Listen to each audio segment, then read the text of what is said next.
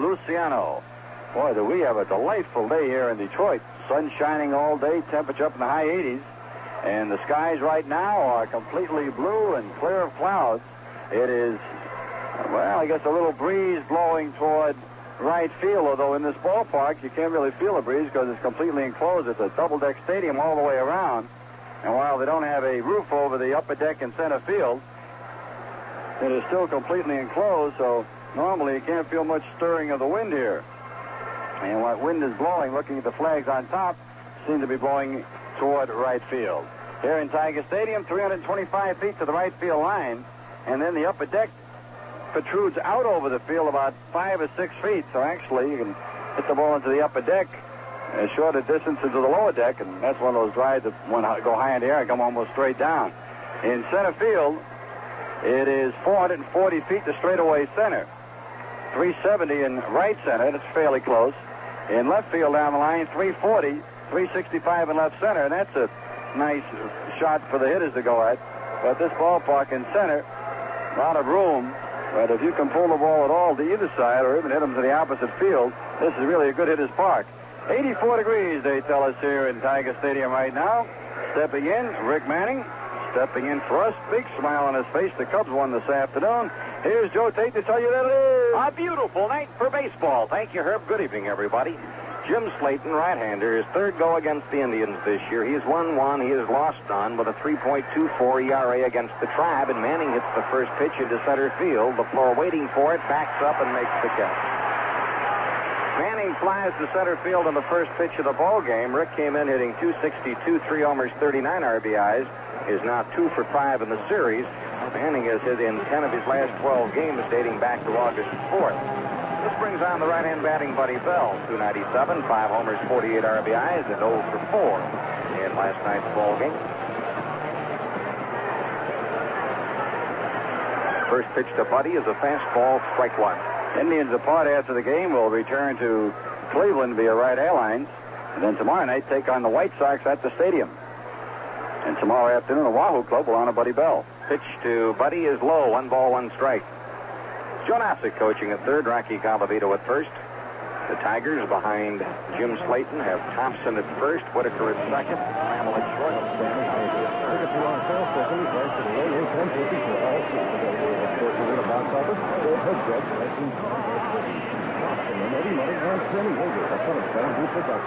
Dodgers and the Phillies are playing tonight in Philadelphia. And at the end of an inning and a half, there's no score. Hooten against Lurch. 1 ball, 2 strikes, and 1 out. Jim Slayton, 12-9 on the year with a 3.97 ERA. Here comes the 1-2 pitch. Bell hits a fly ball to left field. Kemp toward the line. A couple of steps in front of the warning path, makes the catch. 2 out. Batter now, Johnny Grubb, the left fielder. John, a left-hand batter at .272, 14 homers, 55 runs batted in. And John went 0 for 4 in last night's ball game. Jim Slayton, a good fastball, hard slider. He's come up with a decent curveball also. Wind up on the pitch, and Johnny hits it hard into the hole and by the shortstop, left field, base hit. Low line drive by Grubb. And Johnny has the first Indian hit of the ball game. Tribe coming in here, hitting .266 as a team with 78 homers, hitting .226 against Detroit with 5 home runs. The Indians are 53-65 overall, 3-5 against the Tigers, 0-3 against them here in Detroit, and the Indians' road record now 20-38. First of 2 in Pittsburgh. In the 8th inning of play, the Pirates lead Houston 4-1. Don Robinson against J.R. Richard. Stretch of the pitch to Andy. Low and inside, ball 1. Thornton hitting .276, 23 homers, 76 RBIs, 1 for 4 last night. Thornton 5th in home runs and RBIs, runs, 3rd in walks, 3rd in on-base percentage, and 5th in slugging in the American League. Andy pops a foul straight back, high off the press box, and back down on the field. 1 ball, 1 strike. Grubb at first base, 2 outs. First inning, no score.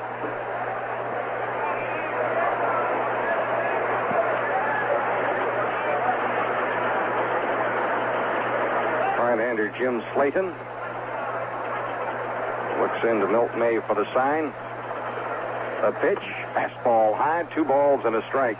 So far, Slayton getting that ball up, and that is not really the way he pitches. He's much more effective when he's down with his pitches. Kemp in left, LaFleur in center, and Corcoran in right for the Tigers in the outfield. Throw to first base, Grubb back to the bag.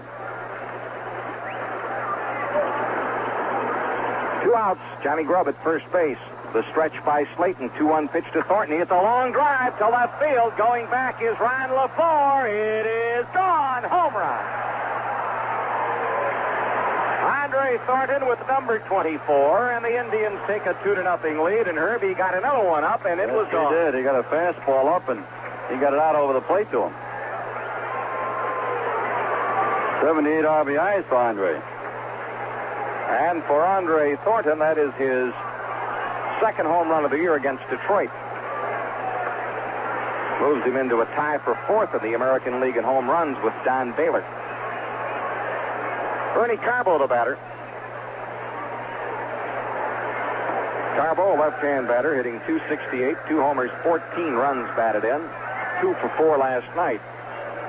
And Bernie's had 9 hits in his last 31 at-bats. First pitch, swing, and a miss. Strike 1.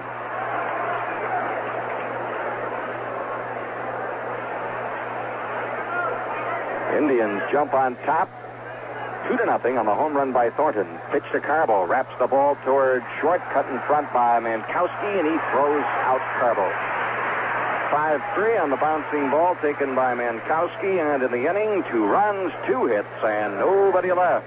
At the end of 1/2 inning of play, the Indians 2 and the Tigers are coming to bat. 26 silver dollars. That's right, 26 silver dollars. John Lucas is giving away 26 silver dollars with purchase of selected appliances at the White Westinghouse Anniversary Special Sale going on now at Lucas Appliance in Mount Vernon. A family-size, energy-saving chest freezer or a deluxe 30-inch full-featured electric range, now only $218. That's a savings of over $60, and you could use your 26 silver dollars as down payment. Lucas Appliance at 121 South Main Street in Mount Vernon is having their 26th anniversary sale now. Here's some great news for people who like to know they've made a smart buy. At Spitzer Dodge in Columbus, we've got the stylish 1978 Dodge Diplomat for just $47.95. That's right, a luxurious Diplomat, not $6,000 or $7,000, just $47.95. And diplomatically speaking, that's a smart buy. This time, instead of Chevy or Ford, pick out a mind changer, the new favorite Diplomat, for just $47.95. See you soon at Spitzer Dodge, a Columbus tradition at 5100 East Main Street.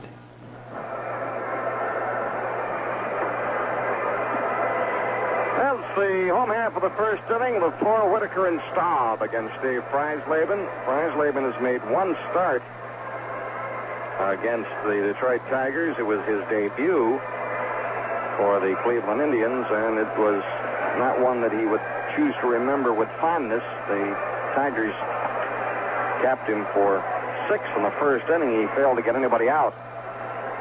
Thornton at first, Kuiper at second, Verizor at short, Bell at third, Grubb in left, Manning in center, Norris in right, Alexander catching, and Freisleben on the mound.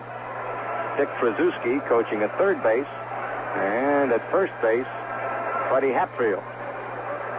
Tigers come in at 65 and 52. They are 280 as a team with 95 homers, 267 against Cleveland with 4 home runs.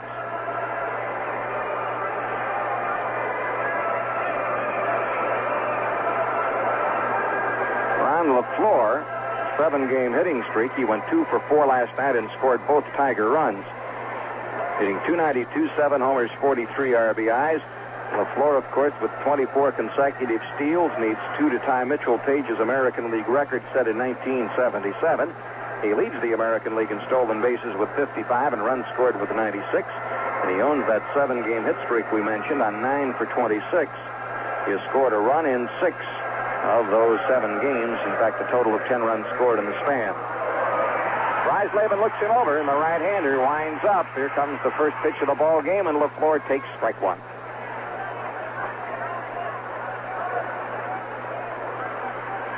Wind up by Freisleben. Next pitch to LaFleur. Pops a fly ball to right field. Norris going toward the line and makes the catch in fair ground. 1 out.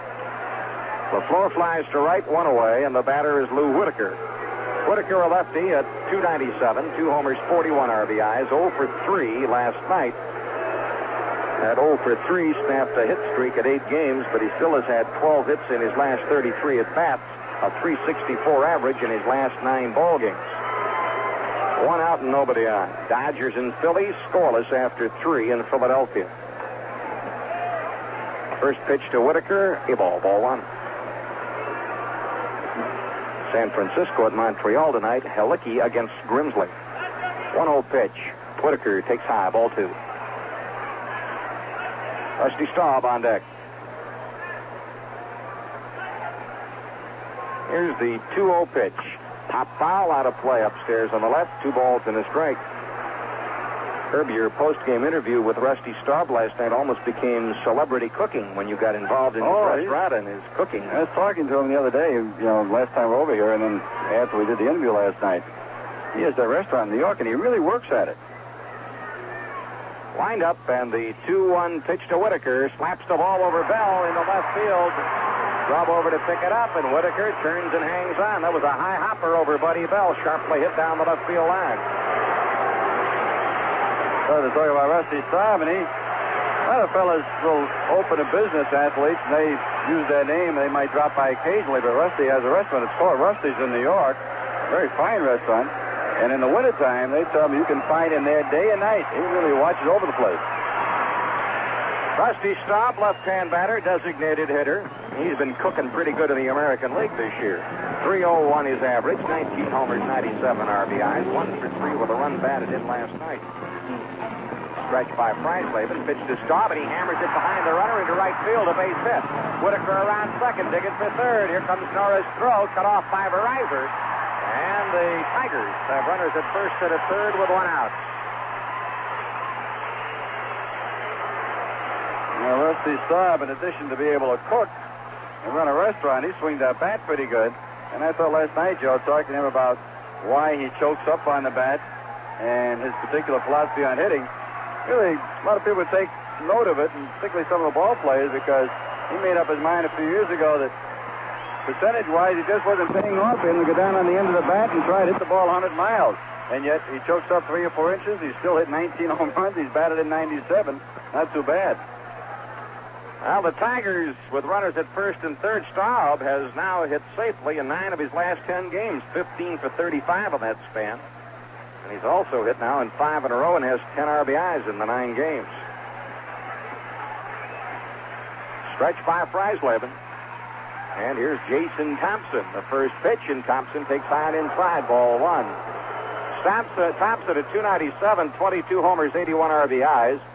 Did not play last night, hitting 7 for 29 against Cleveland with a home run and 7 runs batted in. He was hit by a line drive while leading off at first base, came up with a bad hand, and is coming back into the lineup after being sidelined. 1-0 pitch, inside, ball 2.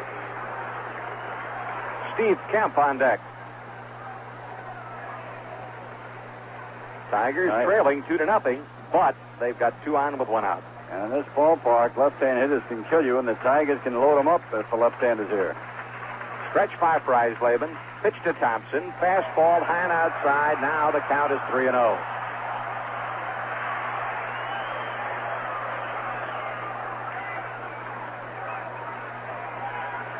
Whitaker at third, Staub at first, 1 out of the first inning.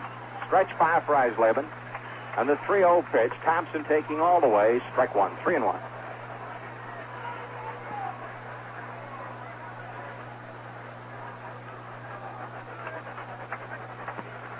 Freisleben again, toes the rubber, looks into Alexander for the sign. The stretch.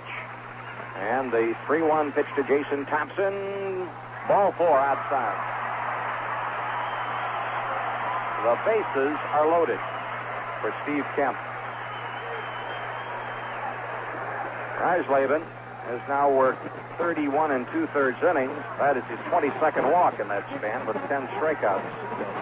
Another lefty, Steve Kemp, riding a 4-game hitting streak, batting average up to .285, 9 homers, 60 RBIs, 2 for 4 last night with a run batted in.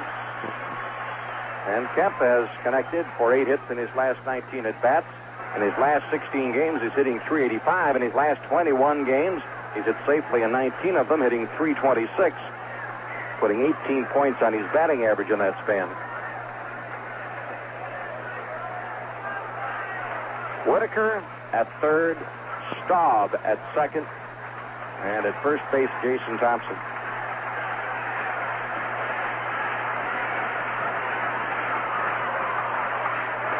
Look in for the sign. The stretch and the pitch. Kemp takes a strike of the knees, strike one.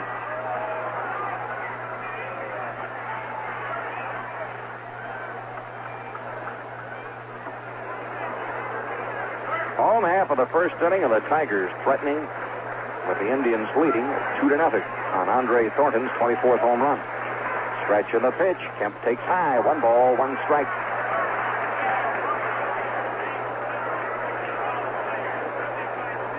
Milt May on deck. Freisleben looks in for the sign, shakes his head. Now he's ready to stretch. Looks back to Staub at second. And the 1-1 pitch to Kemp. High drive, right field. It is going. Grand slam.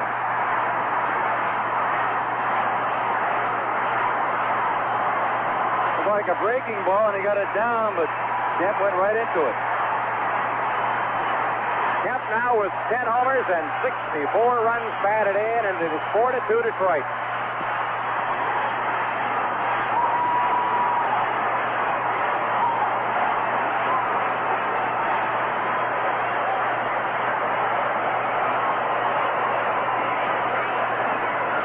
And in the bullpen, Don Hood is getting up.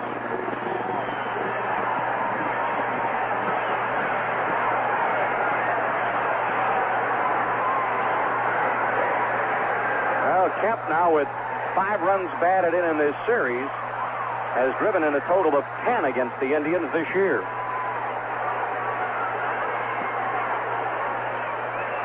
The catcher, the left-hand batting Milt May, hitting .279, 9 homers, 32 RBIs, takes low ball 1. May, 9 homers, 32 runs batted in, did not play last night. 4 for 15 with 2 runs batted in against Cleveland this year. Takes low ball 2.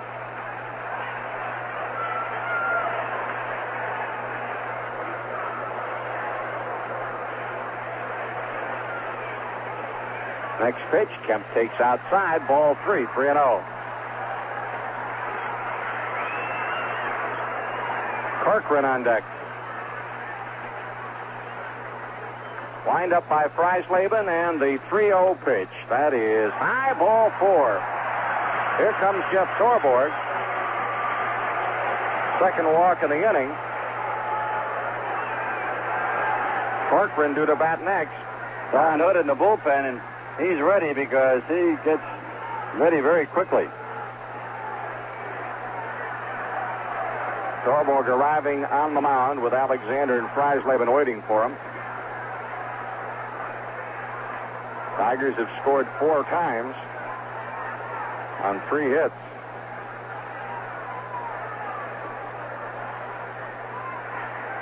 Now Ken Kaiser going to come out to see what Jeff wants to do.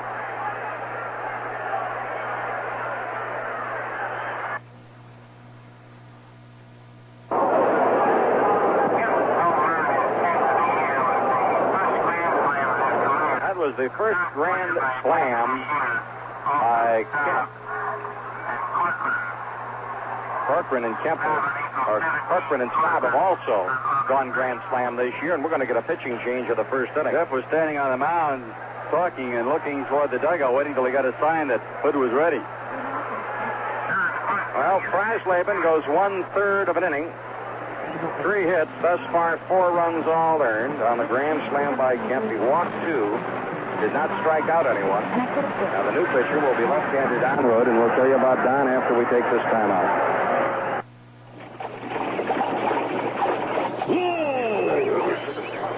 Gather around, folks. Gather around. Like my sign says, it's Trader John's Traveling Emporium, the general store on wheels. Trader John's wagon has everything and the best of everything. Just smell this soap, little lady. And for you, sir, hand tools, handguns, and the finest fresh chewing tobacco. That'll be mail pouch chewing tobacco, gentlemen. The story of a great American tradition, mail pouch chewing tobacco. Mail pouch was America's first brand of leaf tobacco, and it's been pleasing men ever since. That's because Mail Pouch has its own special, one-of-a-kind flavor that comes from over 90 years' experience in giving tobacco chewers what they want. A clean, fresh taste that's not too strong, but isn't too sweet either. A flavor that really lasts and satisfies a man all day long. So if you haven't tried Mail Pouch lately, chew a few packs and taste the Mail Pouch difference. You'll see why it's become a tradition to chew Mail Pouch. And treat yourself to the best. Indian left-handed Don Hood has been summoned to the scene. Don making appearance number 27. He has had 17 starts on the year. He's won 5 and lost 4. Has not had a save as yet. His earned run average, 4.73. Don has worked 121 and 2/3 innings. Over that span, 135 hits off his pitching. He has served up 10 home run balls, walked 56. He has struck out 59, and he'll be facing the Tigers here in the first inning. Indians went on top rather quickly. A 2-run homer off the bat of Andre Thornton in the first inning, but the Tigers came storming right back. A grand slammer by Steve Kemp, and it's now a runner at first after the walk to May. And we'll take a look at Tim Corcoran. He is the 6th straight left-hand batter to come along. Corcoran is hitting .270, 1 homer, 22 RBIs, 1 for 3 last night. He now has a modest 5-game streak with 7 for 19, and has hit safely in 7 of his last 8 games, 11 for 29 in that span. Don Hood, 28 years old, 6'2", 180 pounds. Stretch in the first pitch is a strike. Strike 1. Well, the Tigers lead 4-2 in the first inning. Stretch by Hood. And the strike 1 pitch. Corcoran has one that hits the bat and goes foul to the screen, and the count is strike 2.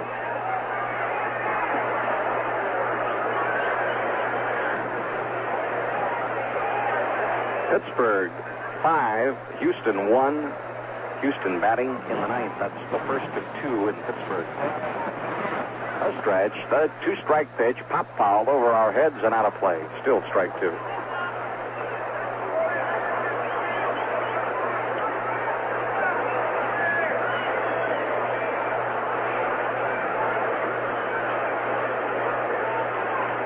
Look in for the sign by the left-hander.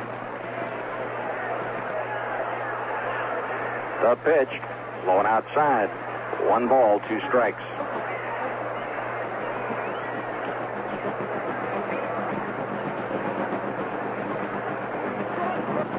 A stretch by Hood.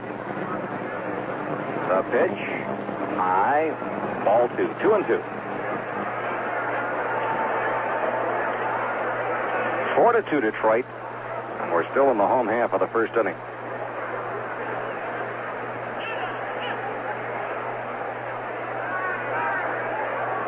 Hood ready. The stretch, 2-2 pitch, low, full count of 3-2.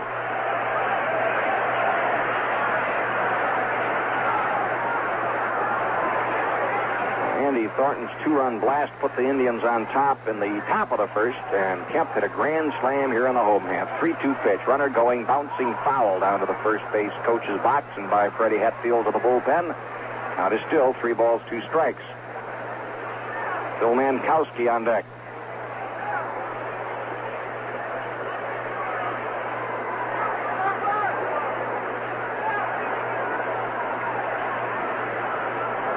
Stretch by Hood.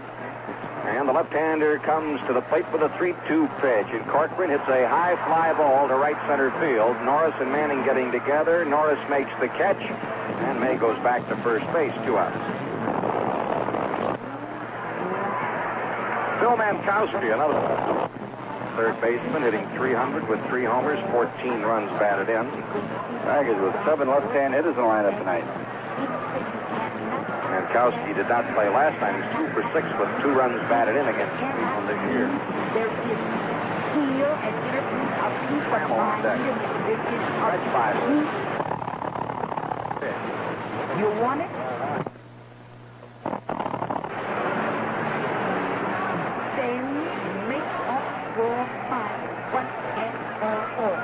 Bill Mankowski from Cheektowaga, New York. Pitch.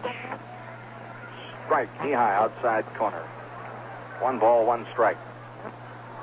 Bill Mankowski and Rick Manning used to battle each other up in amateur ball in the Niagara Falls area. Stretch. And the 2-0 pitch to Mankowski. Chops it foul back on the screen. 1 ball, 2 strikes.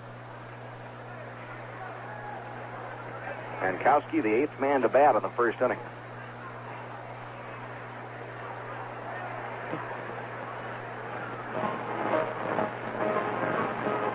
Stretch by Hood. 1-2 pitch. Mankowski takes the ball outside. The ball on the count is 2-2.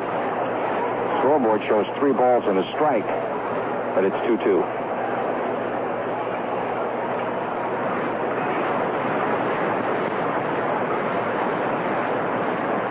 To the count.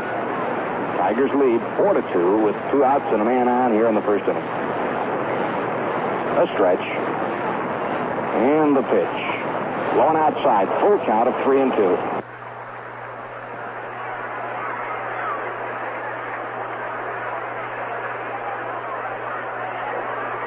Hood sets. Checks the runner at first. Here's the 3-2 pitch. Low and outside. Ball 4. Tigers have runners at first and at second with 2 outs. First walk given up by Don. And it brings up Alan Trammell. Trammell, a right-hand batter, at .256, 2 homers, 22 runs batted in, 1 for 3 last night.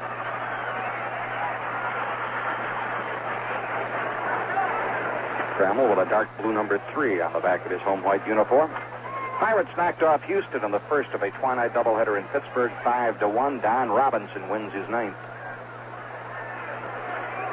Stretch by Hood. Pitch is a fastball, strike 1.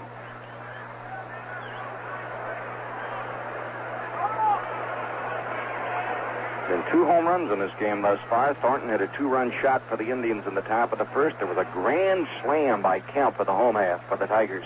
Trammell swing and a miss on a curveball, strike 2.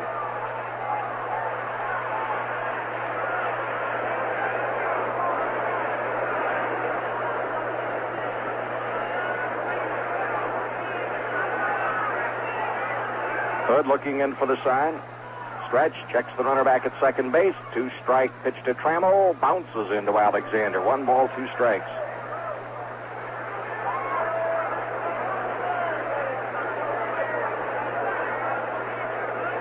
Again, Hood looking in for the sign. The pitch. Trammell hits it hard to Buddy Bell. Took it right off the top of his shoe. A line drive to retire the side. Tigers bat around in the first inning. 4 of them score.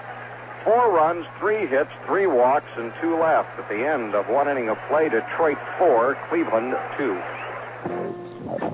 You know, listening to Major League Baseball on 3WJ is a great way to follow the national pastime. But to really appreciate the game and the players' talents, at least once in a while, you should see a game in person. And those of us at 3WJ would like you to see the exciting Cleveland Indians on us during our Tribe Ticket Giveaway.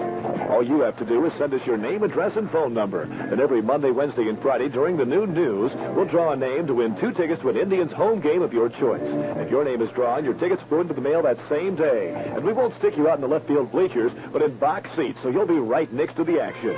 To enter, send your name, address, and phone number on a postcard or letter to Tribe Tickets, 3WJ, P.O. Box 373, Johnstown, Ohio, 43031. Again, that's Tribe Tickets, P.O. Box 373, Johnstown, Ohio, 43031. To win 2 box seat tickets to a Cleveland Indians baseball game of your choice. Entries are limited to 1 per week, so enter today and let 3WJ take you out to the ball game.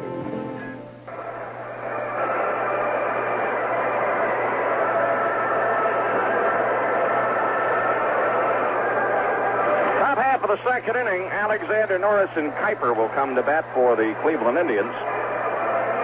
On the farm last night, Portland was rained out at home against Albuquerque. They'll be in Spokane tonight with Eric Wilkins on the mound. He is 13-4. The Beavers are still 67-53, running second in the PCL North.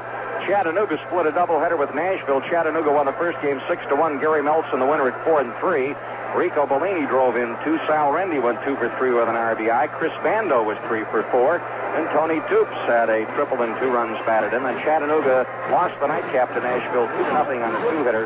And Ron Arp took the loss. He's 2 and 5. Chattanooga now 26 and 28, third in the Southern League second half. Waterloo split 2 with Wausau, winning the opener 2-0. Homestead, the winner. He's 13 and 6. Gary Dubinski is Waterloo came back to win the nightcap 8-3. Walters took the loss. And Waterloo now 81 and 41 in the Midwest League, 40 and 15 in the second half in first place. Gary Alexander, catcher, takes the first pitch from Slayton, a strike on the inside corner, strike 1. Right-hand batting Alexander at 232, 20 homers, 64 RBIs, 0 for 4 last night.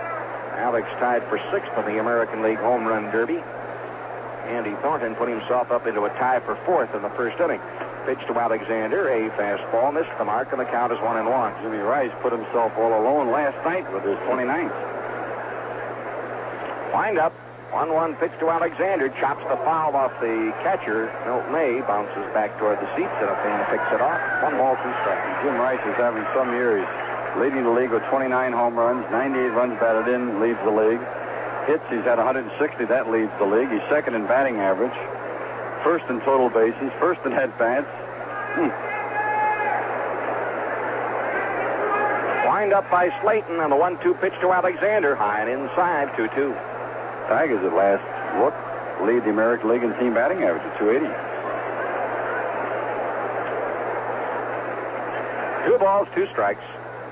Slayton cranks up the pitch to Gary Alexander. Line drive, but foul. Left side into the seats beyond the Tiger bullpen. Count your fingers down there, young man. Rounding out the Indian Farm Report, we mentioned this one last night before we left the air. Little Falls beat Batavia 5-4. Owens took the loss, and Tommy Anderson had his 14th home run for Batavia. Phil Lansford went 2 for 5 on RBI. Here comes the 2-2 pitch. Alexander a swing. There, struck him out. Gary Alexander strikes out. First one of those for Slayton. Slayton now in 178 1/3 innings, has struck out 71, and he has walked 71. He also is second in the league in hit batsmen. He's hit 7 of them.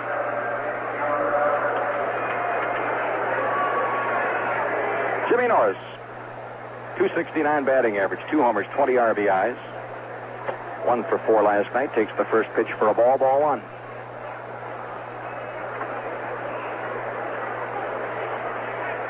Wind up in the 1-0 pitch. Fastball low, ball 2. 2-0.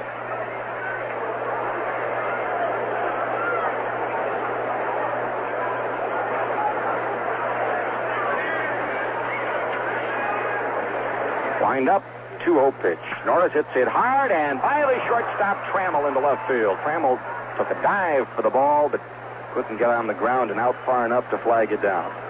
And Jimmy Norris spanks a single. Puts the Indians with a runner at first base and 1 out, and Dwayne Kuiper to bat. Hits are even at 3. Unfortunately, the Tigers have a 4-2 lead. Kuiper is hitting .285 with 33 runs batted in, 1 for 3 last night.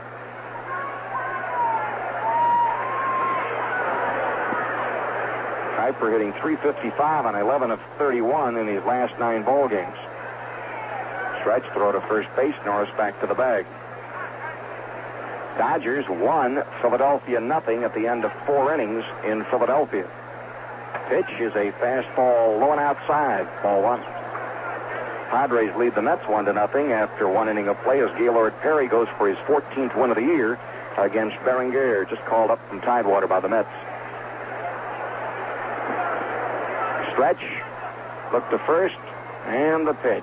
Kuiper hits a long drive to right field. Going back is Corcoran, still going back, and it's up against the fence.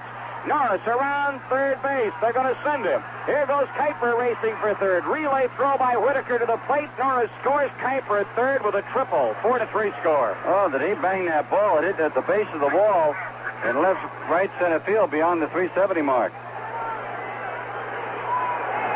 A 3-base blow for Dwayne Kuiper. That is his 4th 3-base hit of the year. And his 34th run batted in.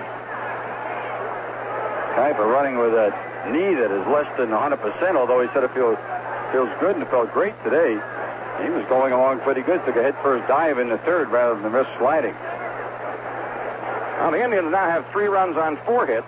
The Tigers, 4 runs on 3 hits. And in the bullpen, the right-hander is Jack Morris, and the left-hander is Ed Glynn. Lining up for Detroit.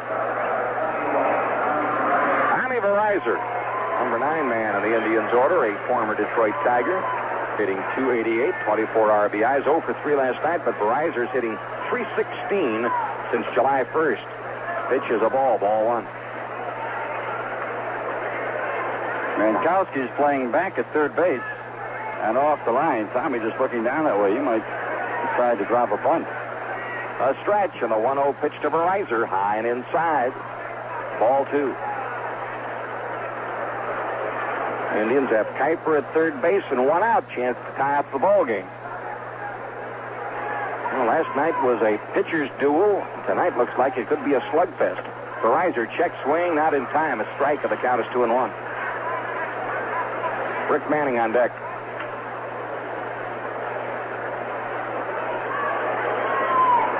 Slayton looks in, gets the sign. Here's the stretch. 2-1 pitch. Verizar taps the ball to third. Mankowski looks Kuiper back, throws across to first base, 2 outs. A grass cutter to third. Verizar is out. Top of the order, Manning. Rick hit a fly ball to center field on the first pitch of the ball game.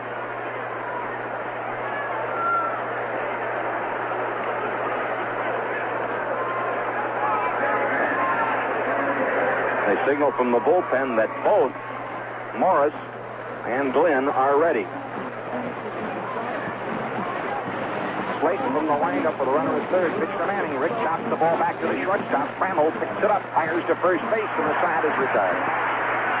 1 run, 2 hits, and a runner stranded at third. And at the end of 1 1/2 innings of play, the score: the Detroit Tigers 4, the Cleveland Indians 3. The day is done. It's time to let it go. It's the moment to run. So just say bud. Say bud. And for the king of beers, and settle back and please yourself. No matter what you do, no matter when or where, you know a glass of bud is like an easy chair. When you say Budweiser, you said it all. When you say Budweiser, you said it all. When you say Budweiser, you said it all. Anheuser-Busch, St. Louis. Home half of the second inning, top of the Tiger order, LaFleur, Whitaker, and Staub. They started against Freisleben in the first. They'll start against Hood here in the second inning of play. Scoreboard: Cubs beat Cincinnati 2-0 on a 4-hitter by Rick Russell this afternoon. Pittsburgh stopped Houston on a 4-hitter by Don Robinson in the first of 2. Dodgers 1-0 over Philadelphia in the 5th. Hooten against Lurch. San Francisco at Montreal. Halicki against Grimsley. San Diego 1-0 over the Mets after 1. Perry against Berenguer. Atlanta at St. Louis. Naylor against Denny. Toronto this afternoon lost in Milwaukee 6-0 as Travers threw a 5-hitter at them.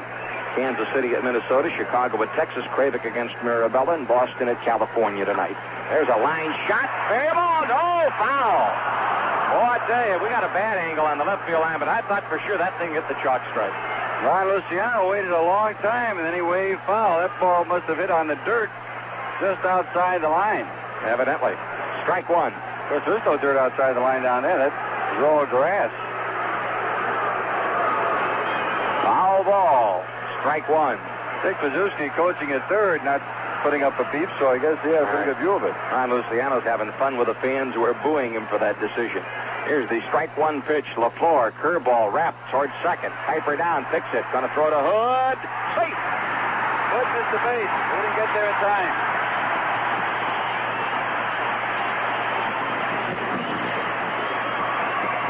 Base hit for LaFleur on a toast.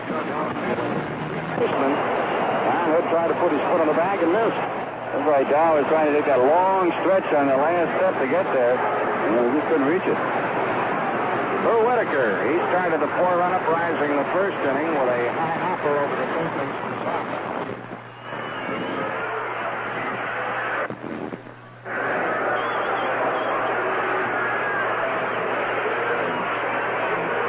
Lou Whitaker. That base hit put Lou at 299.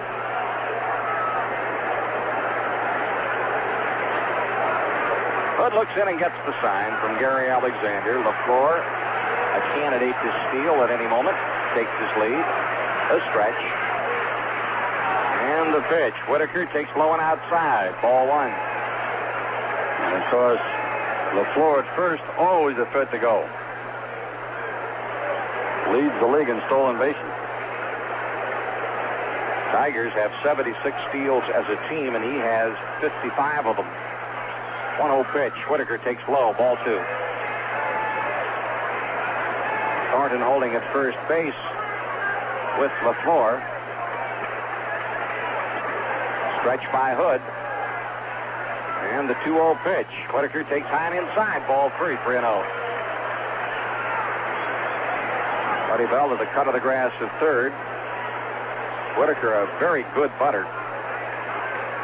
Stretch. And the 3-0 pitch, and Whitaker takes strike 1. Knee high. He started for first, but Ken Kaiser brings him in. Kaiser looked like he was a little bit unsure of that call. 3 balls and a strike. Hood again gets the sign. A stretch. LaFleur leads at first.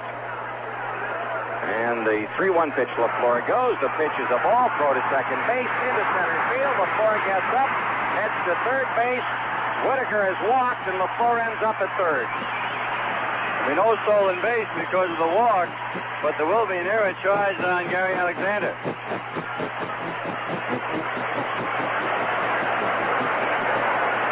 Ken Kaiser talking to Alexander. Alexander thought it was a strike.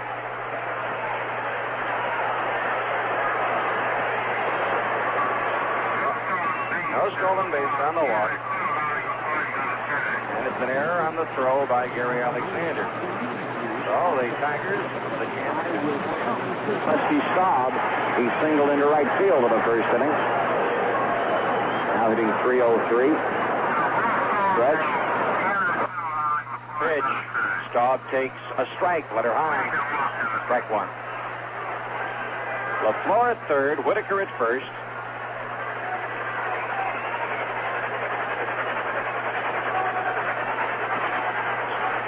A stretch by Hood.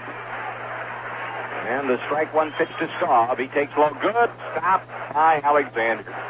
Alexander saved the wild pitch with that one. 1 ball, 1 strike.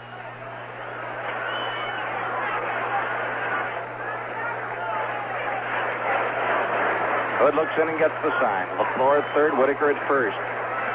Stretch. And the 1-1 pitch. Staub swing and a miss on the breaking ball. 1-2.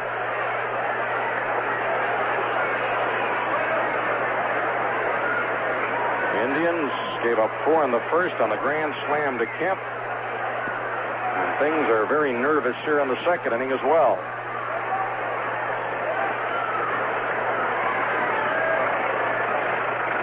A stretch. 1-2 pitch. Staub hits a high fly ball to right. That's going to bring home the floor. Norris and Manning together. Manning makes the catch.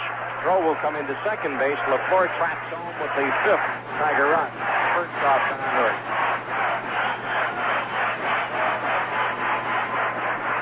Well, the job that Rusty Staub has done, that is his 10th sacrifice fly. 1 out. 5-3 Detroit. Staub with his 98th run batted in. Second in this series and 9th against Cleveland this year.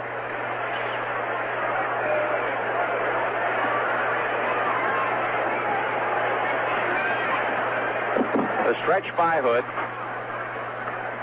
Runner at first base, Whitaker. Pitch to Jason Thompson is low, ball 1. It was Thompson who walked and set the stage for Kemp's grand slam in the first inning.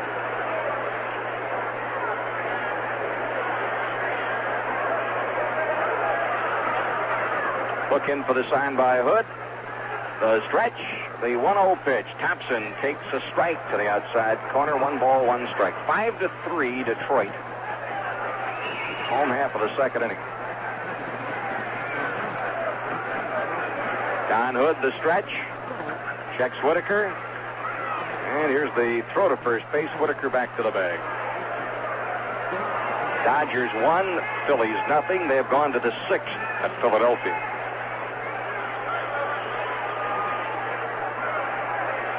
Stretch by Hood.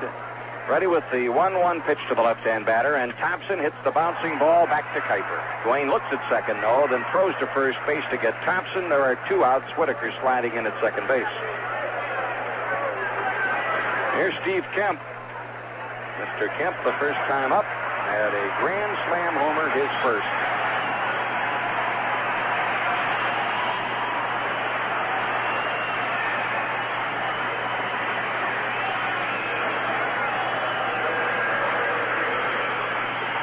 Steve Kemp, left-hand batter now with 10 homers and 64 runs batted in, and against Cleveland this year, Kemp has 2 home runs and 10 runs batted in.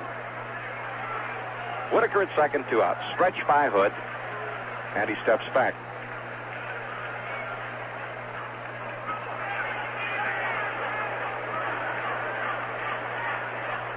A stretch. Look back, and the pitch. That is a ball. Ball 1.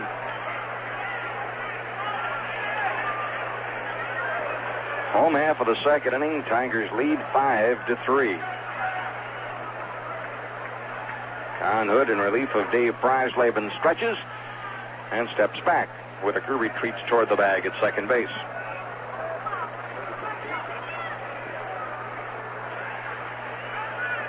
Hood the stretch. Checks Whitaker. Now the 1-0 pitch. That is a ball outside. Ball 2. Milt May on deck.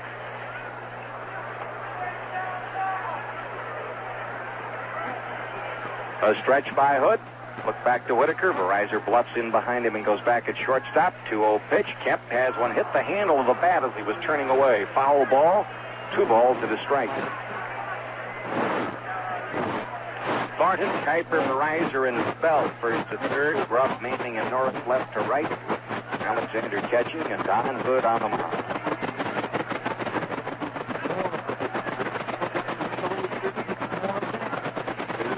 Looking for the side. A stretch by Hood. And the 2-1 pitch. Kemp takes high, 3-1. Hood had made 2 appearances against Detroit before this one tonight, one as a starter. 12 innings, 13 hits, 9 runs, 8 of them earned, struck out 9, walked 6, has a win against Detroit, and an earned run average of 6. Steps back, and so does Steve Kemp. 3-1 the count. Hood's victory was at the expense of Billingham in Cleveland back on Monday, June 26th, 5-4. Spillner gave him a save. 3 balls, 1 strike, 2 outs. Whitaker at second base. The Tigers have scored their 5th run here in the second inning. Kemp provided the first 4 in the first with a blast. Stretch. Verizor goes in at shortstop. Whitaker retreats, and Hood steps back, and so does Kemp.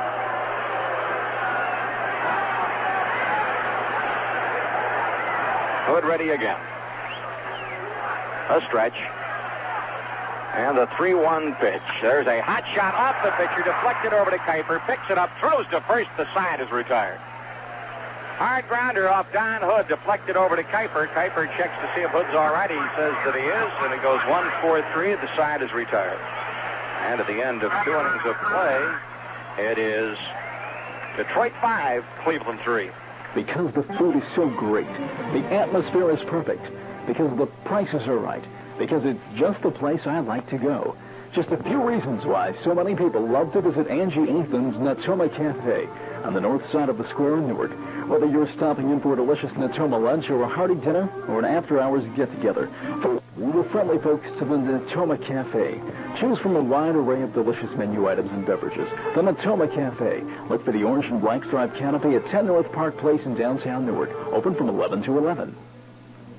Here's some great news for people who like to know they've made a smart buy. At Spitzer Dodge in Columbus, we've got the stylish 1978 Dodge Diplomat for just $47.95. That's right, a luxurious Diplomat, not $6,000 or $7,000, just $47.95. And diplomatically speaking, that's a smart buy. This time, instead of Chevy or Ford, pick out a mind changer, the new favorite Diplomat, for just $47.95. See you soon at Spitzer Dodge, a Columbus tradition at 5100 East Main Street.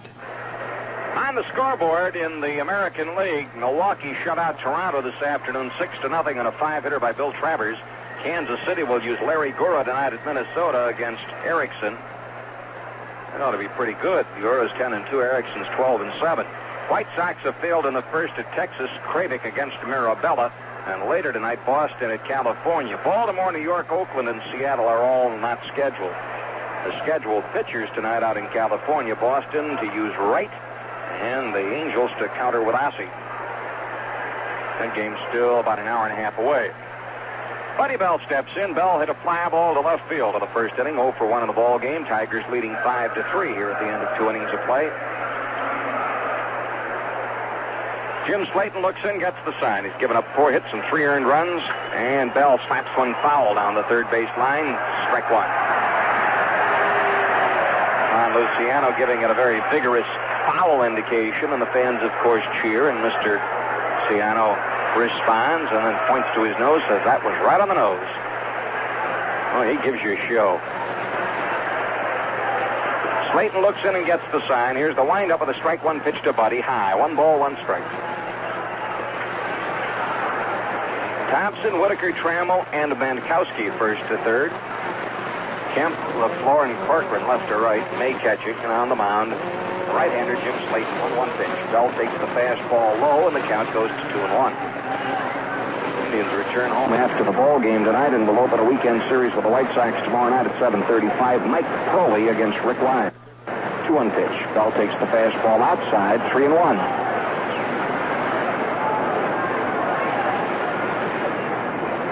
Slayton again looks into May for the sign. Here comes the 3-1 pitch, and Bell hits a drive into right center field. It's in the gap and going to go all the way to the fence. Bell around first, digging for 2. Ball caroms off to the floor. Bell going to try 3. Throw to Whitaker. No chance for the relay. Bell standing with a leadoff triple in the third inning. And for Buddy Bell, that is his 7th triple of the year. Indians is a team now with 37 of them. 5 hits off Slayton.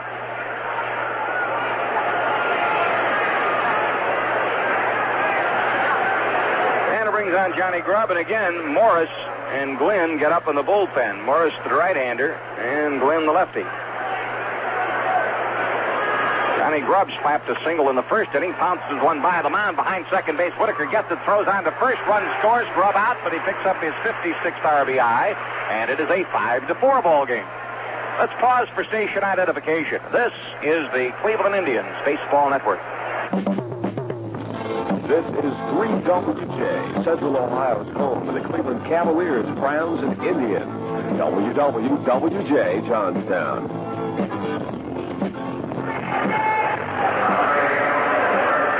Batter is Andre Thornton. He slugged his 24th in the first inning off Slayton. Takes the first pitch low, ball 1. Tigers 5 runs, 4 hits. The Indians 4 runs, 5 hits, and an error. Pitch to Thornton. Low, ball 2. Incidentally, the run in the second inning was an earned run in spite of the fact there was an error involved.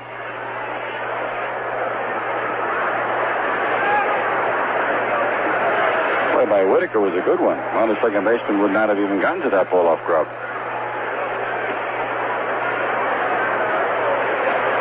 Wind up by Slayton, 2-0 pitch. Thornton takes the fastball for strike at the knees.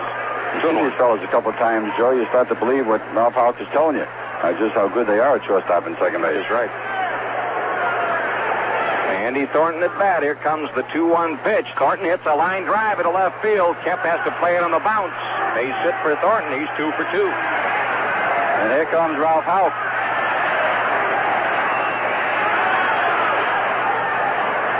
And the call to the bullpen. I believe. Yep. They went Glenn. Left-hander Ed Glenn will be brought into the ball game. for Slayton, the starter. He ends up working 2 1/3 innings here tonight. Gives up 6 base hits, 4 runs thus far, including the home run to Thornton. He did not walk anybody. He struck out 1. And we'll tell you about the new pitcher, Ed Glynn, after we take this time out. Here's some great news for people who like to know they've made a smart buy. At Spitzer Dodge in Columbus, we've got the stylish 1978 Dodge Diplomat for just $47.95. That's right, a luxurious Diplomat, not $6,000 or $7,000, just $47.95. And diplomatically speaking, that's a smart buy. This time, instead of Chevy or Ford, pick out a mind changer, the new favorite Diplomat, for just $47.95. See you soon at Spitzer Dodge, a Columbus tradition at 5100 East Main Street. Service station have almost become a forgotten part of our vocabulary, what with self-serve stations and economy islands. But at Merle's Union 76 station on the square in Johnstown, service is the most important word. Aside from full service at all the tanks, Merle's offers a complete garage facility for your car, including frequent money-saving specials to help keep your car and wallet in top shape. Merle's is open from 7 a.m. to 9 p.m. Monday through Saturday, 9 to 7 on Sundays. Merle's Union 76, the service station in Johnstown. Ed Glynn, who was called up from Evansville, will be coming on. The left-hander making only his 5th appearance. He just worked 4 2/3 innings. He's allowed 3 hits. He's walked 2, struck out 5. Glynn's earned run average 1.93. He's not won or lost a game, nor has he had a save. He's 25 years old, born in Flushing, New York. He's 6'2", about 180 pounds. Last couple of years, he's had a shot with the Tigers at the latter part of the season. Last year with the Tigers was 2-1 in 8 games with an earned run average of 5.27. Eddie Glynn coming on here in the 3rd inning, and this has not been a very good night for starting pitchers. Dave Feisleben of the Indians lasted a 1/3 of an inning. He was touched for 4 runs on 3 hits and walked 2. Jim Slayton goes 2 1/3 inning. He has been touched for 4 runs on 6 hits. At the moment, he cannot be the winner because he did not go the required 5 innings of a starting pitcher. And he cannot be the loser because he leaves 1 man on base, and if he scores, it would only be the tying run. So neither starting pitcher here tonight has been able to get very far in the ballgame. And Slayton is going to be off the hook both ways. And Dave Feisleben still on the record as losing pitcher at this point. Paul Dade is going to bat for Bernie Carbo. Dade hitting at .262, 3 homers, 19 runs batted in. He's 3 for 22 against Detroit thus far this year. Did not play in last night's ball game. Stretch by Glynn, and the pitch to Dade chops the ball foul over to the 3rd base dugout. Strike 1. This game really contrasting to last night's pitchers battle. 2 runs scored in the entire game last night. Here we're not out of the 3rd inning yet, and we have had all kinds of runs up on the board, 9 of them. Dak Morris still in the bullpen for the Tigers. Stretch by the lefty Glynn, and the pitch to Dade. Swing and a miss. Strike 2.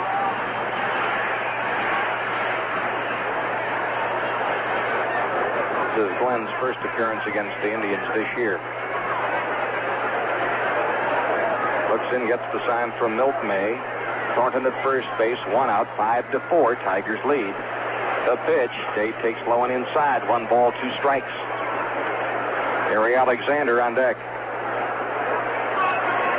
Paul Dade doubled the other day in a pinch hitting assignment and then pulled a muscle and had to leave the ball game. Dade, as a pinch hitter this year, is 1 for 7. Takes the pitch inside. Now the count is 2 balls, 2 strikes.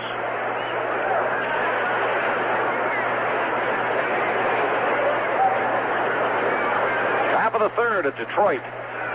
5-4 Tigers. Indians batting. Stretch by Glynn. Pitch to Dade. PD hits a very high fly ball to right.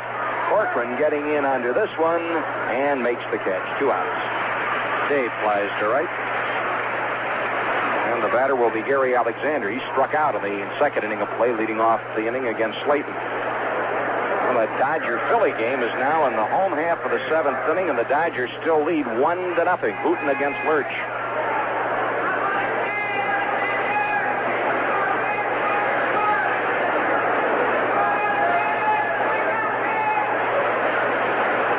Ashford is homered for the Padres, and Gaylord Perry has at least a 3-0 lead in the 3rd. The pitch to Alexander is a fastball, low and inside, ball 1.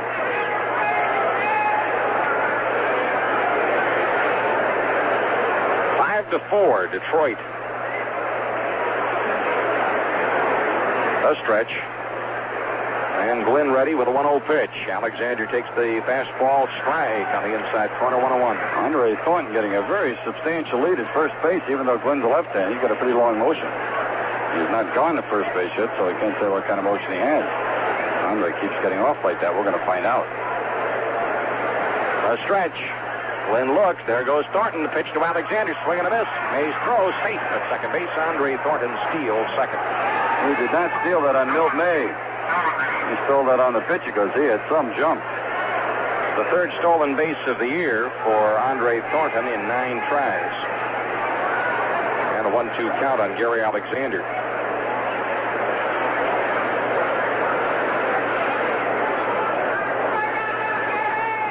Glenn slams that foot down on the pitching rubber. The pitch, and Alexander drives one foul on the right side into the upper deck. 1-2. Pull up that court, that ball, and that was a line shot. Morris continuing to warm up in the Detroit bullpen as Ed Glenn takes a little stroll to the back of the mound. Thornton at second base, Gary Alexander at bat, 2 outs. Indians with 2 in the first on Thornton's homer, a run in the second, a run in the third. Detroit with 4 in the first on Kemp's grand slam, and another run in the second. 5-4. Stretch. 1-2 pitch to Alexander. Swing and a foul tip back. That nailed Milt May. Still 1 ball, 2 strikes. Gary Alexander can certainly commiserate with Milt May.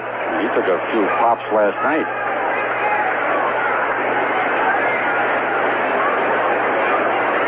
And Glenn again returns to the grass just behind the mound, actually walking almost toward the third baseman.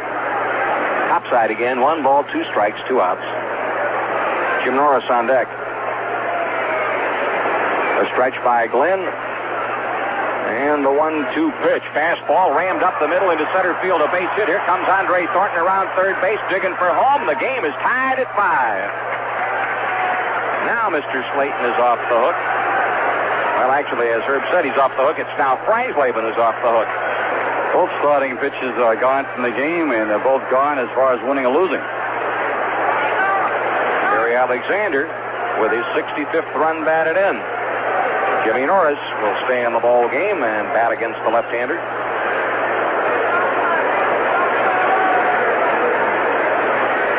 That is the first hit off Glenn. The run is charged to Slayton. He gives up 5 earned runs in 2 1/3 innings. 5-5 tie.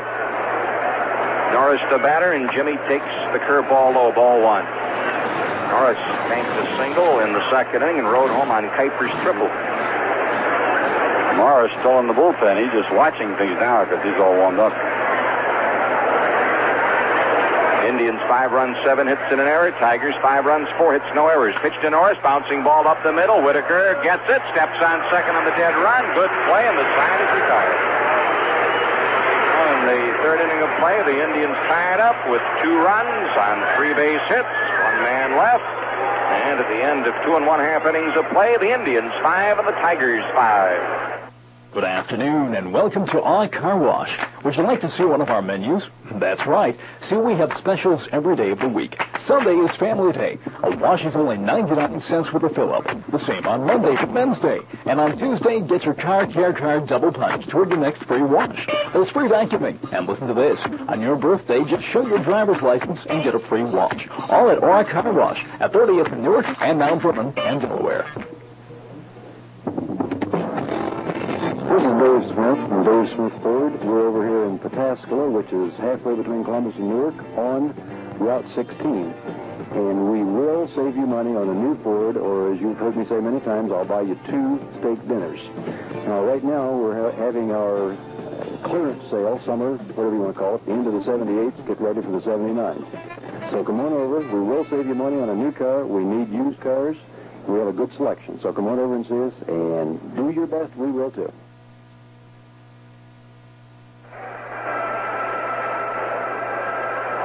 The third inning of play, a 5-5 ball game.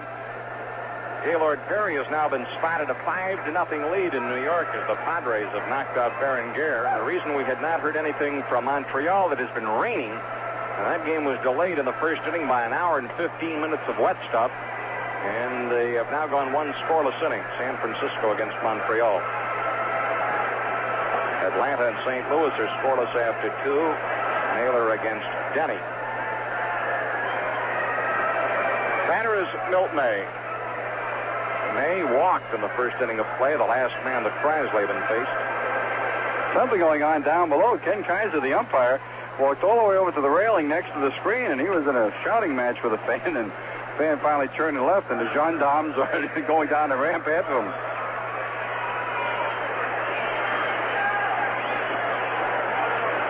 Well, Don Hood here in the third inning. It's now Don's game to win or lose. Wind up with the first pitch to Milt May, and May takes a strike. Strike one.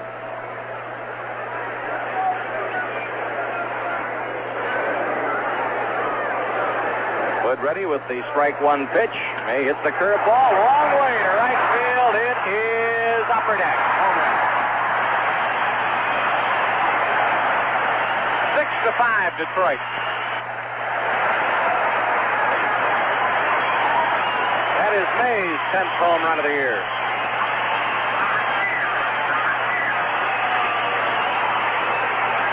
And there's your old lefty-righty theory again. May doesn't play against left-handed pitches or start against them. That's the second hit and second run of Don Hood. And it is the 11th home run that Hood has surrendered. Here's another lefty, Tim Corcoran, fly to right in the first inning. He slams one foul down into the Indians' bullpen, and one bounce into the seats. Strike one.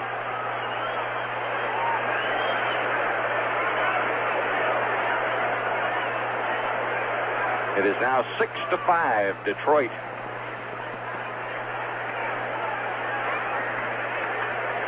Don Hood ready. Strike one pitch to Corcoran. Fastball high. 1 ball, 1 strike.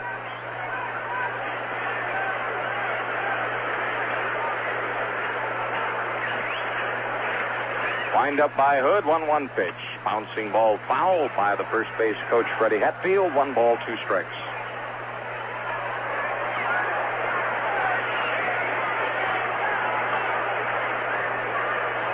The Toledo Mud Hens are rolling tonight, 5-2 in Rochester at the end of 5.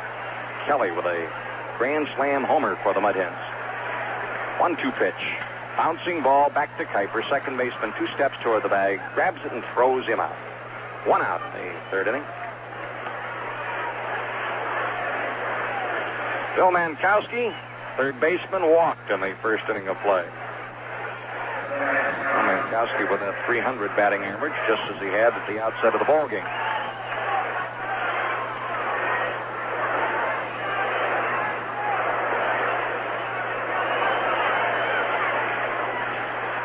Don Hood looks in, gets the sign. Here's the windup and the pitch.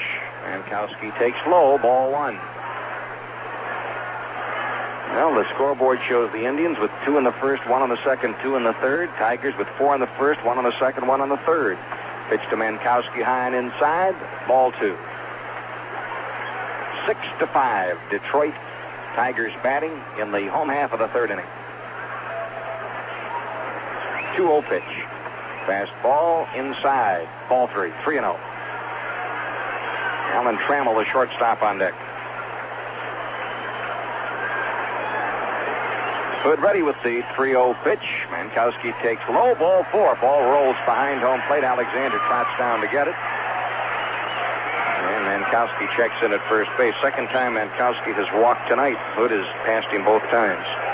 4 walks given by Cleveland pitching thus far. Alan Trammell with a line drive to Buddy Bell, who picked it off the top of his shoe to end the first inning of play.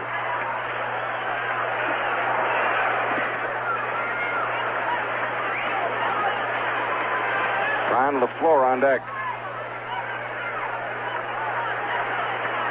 Hood shakes his head, looks in, gets the sign, the stretch.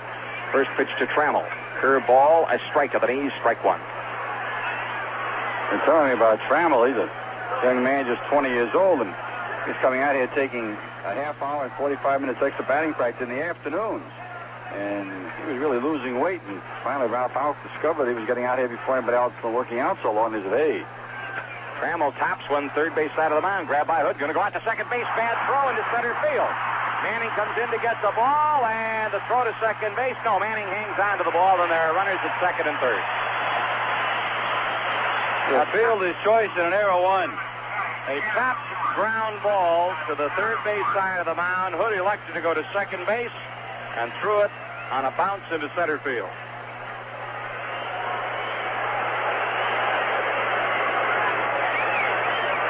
Now the Tigers are really in business with runners at second and third, and Ron LaFleur up.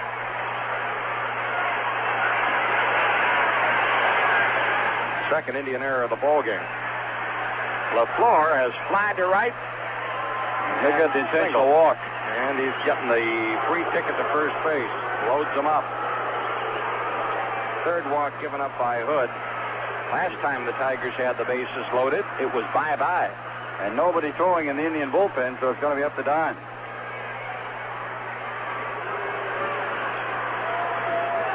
Oh, it is about to be Mankowski at third, Trammell at second, and LaFleur at first. Lou Whitaker has singled and walked. Scored on Kemp's grand slam of the first inning. Whitaker, a left-hand batter. Rusty Staub on deck.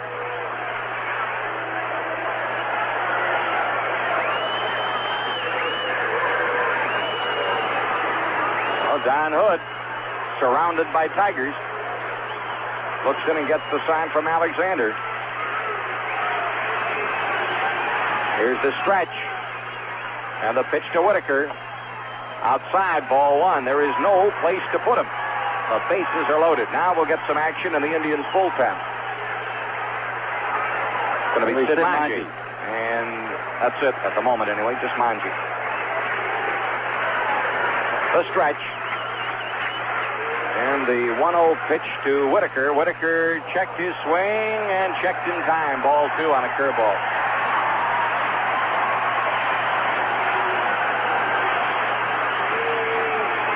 Bases loaded. One out. Third inning. Detroit leads 6-5. You've got enough baseball, hits, and runs crammed into this game to be the two games. Hood takes the long look. Sweet Lou Whitaker levels the lumber and waits. Stretch. 2-0 pitch. Whitaker pops it foul, but it's going to get out of play. Bell, Alexander, and Hood all come over, but the ball is back in the chairs. 2 balls and a strike.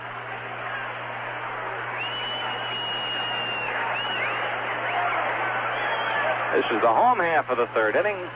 It is 6-5 Detroit. They have the bases loaded. 1 out.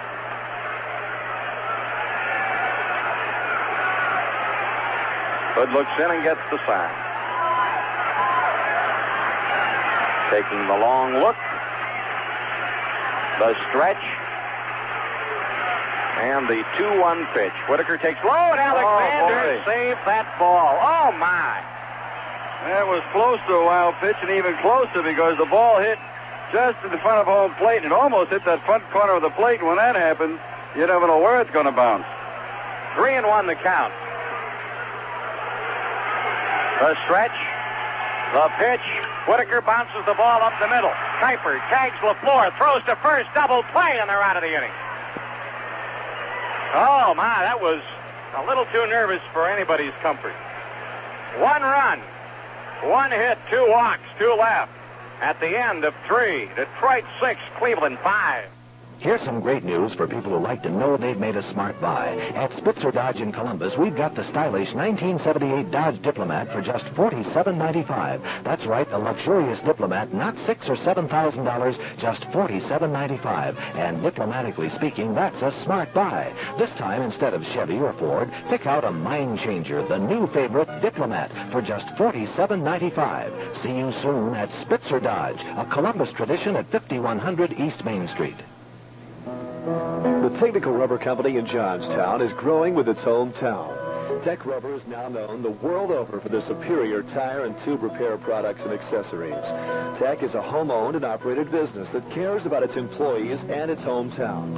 And Tech Rubber's on the way up, with products now used and distributed in over 40 countries around the world.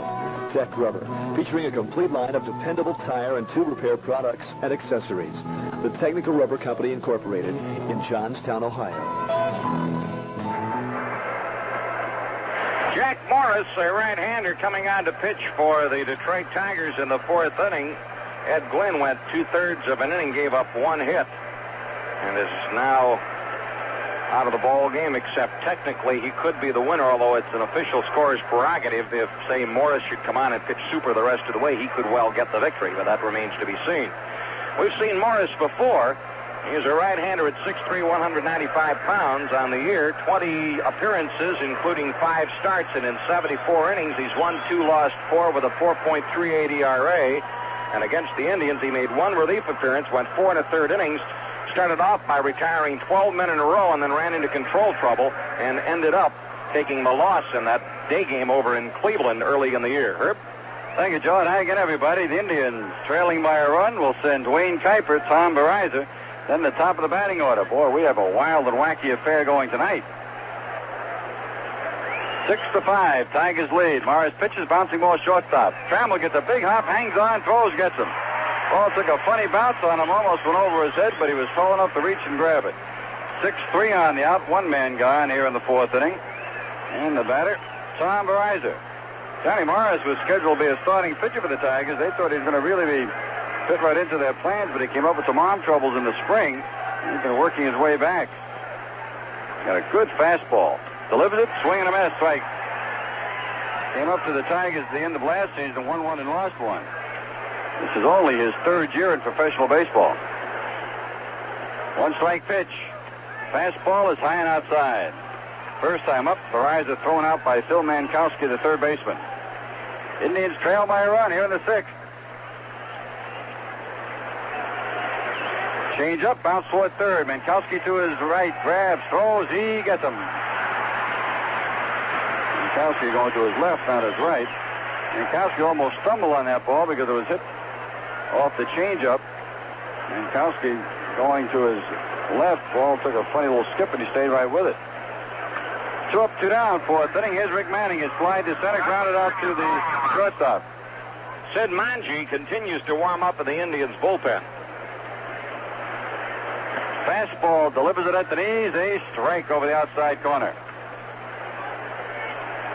Rick Manning trying to get something rolling for the Indians in the 4th. 6-5, Tigers lead. Change up, foul back. Indians have out hit him 7-5. Been 3 home runs in the game. A 2-run shot by Andy Thornton in the first inning. His 24th of the year. Kemp hit a grand slammer for the Tigers in the first, his 10th of the year. And Milt May a solo shot in the third, his 10th of the year, and that put the Tigers on top 6-5. 2-strike pitch. Johnny Morris throws. Fastball is high. Ball 1.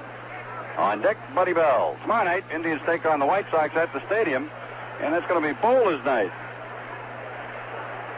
Going to give Dwayne Kuiper the Indians Player of the Year. Roll outside.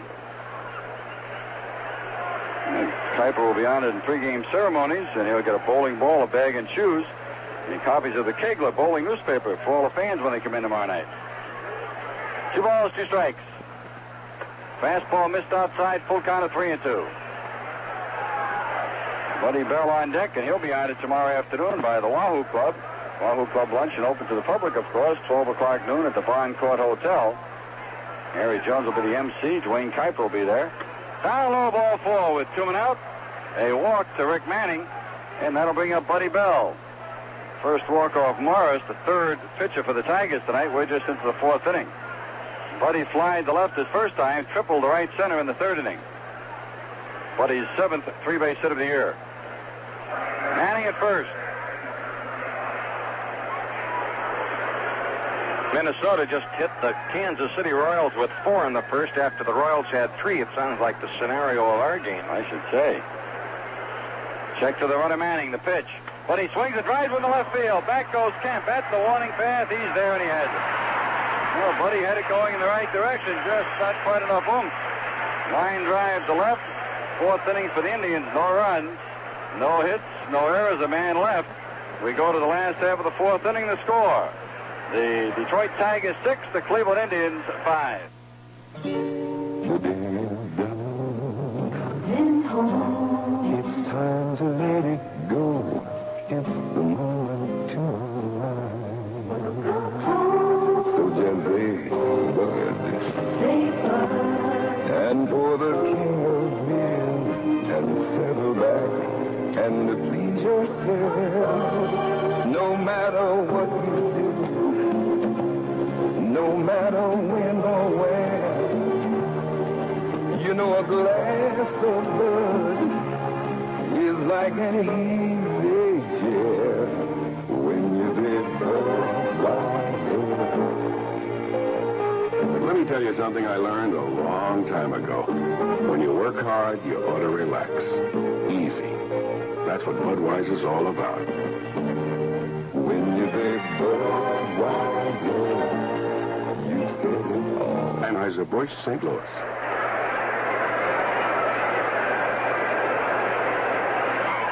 Sid Manji on in relief here in the fourth inning of play. And for Sid Manji, 31 appearances, including 2 starts, 5 saves, 3-2 record, 2.76 ERA with 65 in a third inning.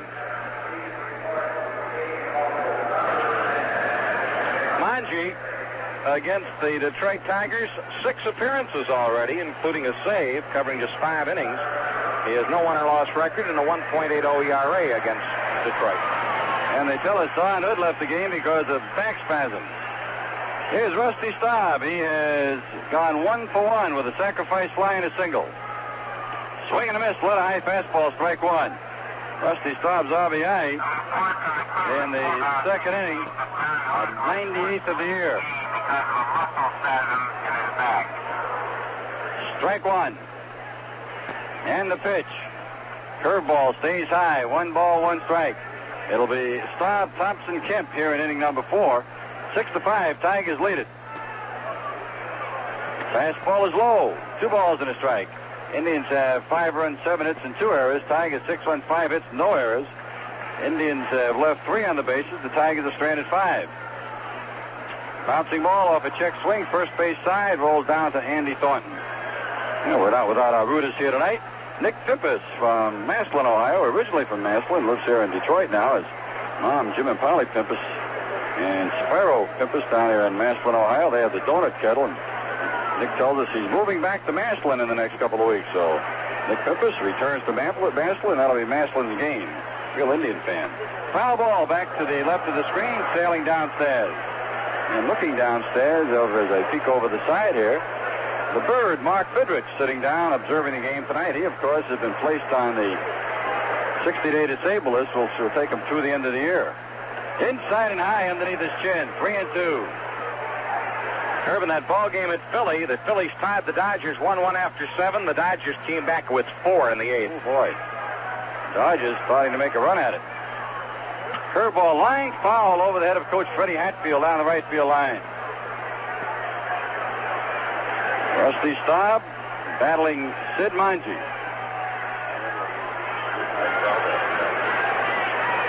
Fly ball, center field. Manning to his left a few steps, now back a bit, makes the grab. Ball well hit, but Manning with plenty of room to roam. Staub is out on a fly to center field. 1 gone in the 4th inning. The batter now is Jason Thompson. He has walked and grounded out to the second baseman. 6-5 Tigers in a wild game here in Tiger Stadium. Indians with 2 in the first. Tigers had 4 in the first. Indians picked up a run in the second. The Tigers picked up a run in the second. Indians tied it in the third, and the Tigers went ahead in the third. That's the way we stand, 6-5.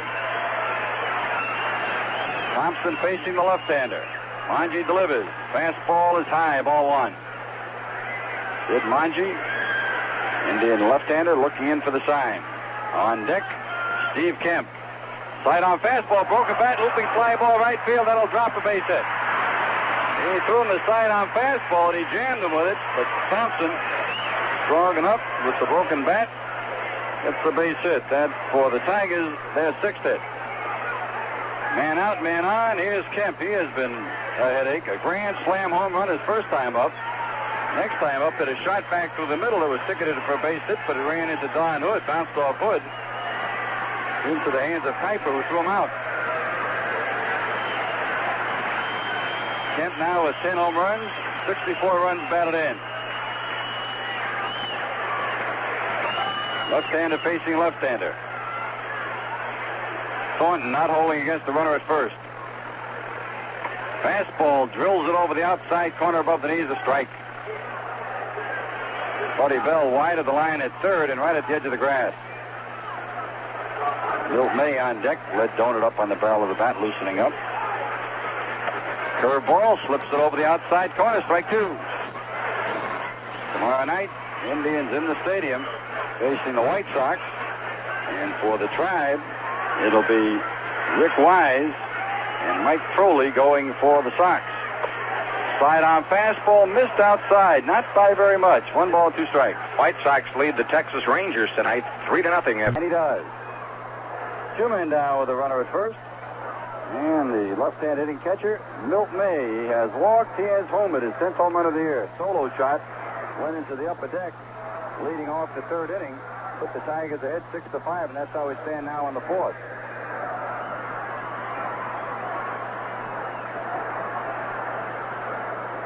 Sid Monge, 3rd Indian pitcher. We've had Freisleben, Hood, and Monge.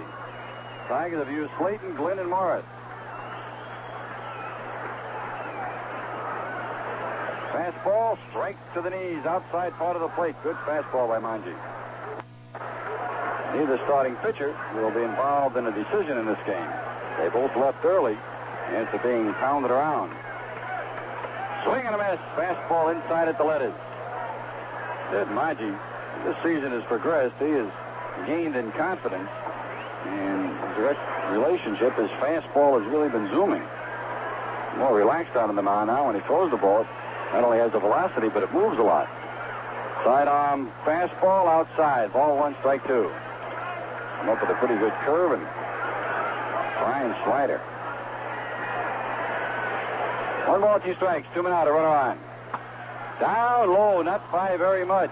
Oh, strike 3 as Ken Kaiser waited. Alexander jumped up and headed for the dugout, and Kaiser timidly raised the right hand. A call, strike 3. Well, May is called out on strikes. That is the first strikeout for Indian pitching tonight. And it goes to Sid Monge in the inning. No run. 1 hit, no errors, a man left at the end of 4 here in Tiger Stadium. The score, Detroit 6, Cleveland 5. This is Dave Smith from Dave Smith Ford. We're over here in Pataskala, which is halfway between Columbus and Newark, on Route 16. And we will save you money on a new Ford, or as you've heard me say many times, I'll buy you 2 steak dinners. Now, right now, we're having our clearance sale, summer, whatever you want to call it, the end of the 78s, get ready for the 79s. So come on over. We will save you money on a new car. We need used cars. We have a good selection. So come on over and see us, and do your best. We will, too. How would you like to chat with interesting people around the world from your own home? You can with me with your radio. The Great Ohio Radio Club is offering a 6-week course that helps you with Morse code, theory, and the rules, plus the government license exam. You can register today by calling 924-4241. That's 924-4241. Or you can write the Great Ohio Radio Club, Post Office Box 155B, Alexandria, Ohio 43001. That's the Greater Ohio Radio Club. Post Office Box 155B, Alexandria, Ohio 43001. At Tiger Stadium, the Indians trail by a run, but the way this game is going, that run doesn't mean too much. We have had plenty of runs, plenty of hits. Now the wind is starting to pick up. We can't feel it down here where we are, but looking at the flags on the top of the stadium, wind has freshened and it's blowing toward left field. For the Tribe in the 5th, Grubb, Thornton, and Dade coming along against the right-handed John Morris. He pitched the 4th inning, and he set the Indians down without a hit, although he walked a man. Johnny Grubb has singled the left. He's grounded out to the second baseman. And he's batted in a run. That's his 56th RBI of the year. Came on the ground ball to the second baseman. Morris winds and delivers. Change up. It is lowered inside the ball. The This afternoon, Milwaukee took the measure of Toronto 6-0. Cubs knocked off Cincinnati 6-4 in Chicago. Fastball is outside and high. Make it 6-4. No, 2-0. I was looking at the hits. Cubs 2-0, and that was Rick Russell getting the win, his 12th of the year, and he gave up just 4 hits in the game. Fastball too low. How dare me? That's give the correct score for the Cubs, right? As long as I know what it is, Herb, it's all right. Just don't call them the White Sox. That's all I ask. 3-0. White Sox fans aren't going to like that, Joe. I don't like the White Sox. 3-0 pitch is a strike over the outside corner. Ken Kaiser has a very deliberate way of calling strikes. In fact, it's almost a delayed motion. I would call his motion puny, timid for a guy his size. Ground ball up the middle, sliding to his right is Whitaker. He has it. He throws. He gets him. Whitaker with a good play going to his right. The ball came up on him, hit the heel of the glove, and he sort of caught it on his chest and threw him out. 1 gone in the 5th inning, and we'll take a look at Andre Thornton. He has had a good night. A 2-run homer in the 1st, his 24th. Singled in the 3rd and stole a base in the 3rd inning. The on-deck batter, Paul Dade. He came on as a pinch hitter in the 3rd. Wind up and the pitch. Fastball inside part of the plate above the knee is a strike. Dade on the on-deck position. Led Donut on the bat, loosening up. 1 strike pitch. High and away. 1 ball and a strike. John Morris. Andy Thornton. Right in the center of the batter's box. Bouncing ball foul, third base side.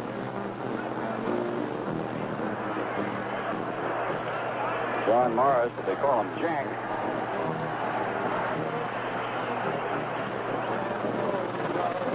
Against the Indians early this year in relief, another job he did. John Scott Morris. Jack is 23 years old, 6'3", 190. Foul ball, back behind the plate, now to play. Tigers have come up with a lot of really fine young ball players the last couple of years. This fellow's only in his 3rd professional year. Bill Wilcox was telling us the other day on the pregame show, he figures there's about 3 more guys down in Evansville that could play up here if there was a spot for them. 1 ball, 2 strikes. Change up, bounce toward 3rd. Mankowski has it. Throws it across. Andre retired for the first time. 5-3 on that out. 2 gone in the 5th. Tigers lead the Indians 6-5, and it'll be Paul Dade. Paul flied to right field as a pinch hitter. Stayed in the game as the DH. He came on to pinch hit against the left-hander Glenn. Coming on deck, Gary Alexander. There's a strike at the knees. Another pretty good crowd on hand. Tigers were up over the 1,300,000 mark tonight. 340 down the left field line, 440 in center, 325 the right here in Tiger Stadium. Down too low. Ball 1, strike 1.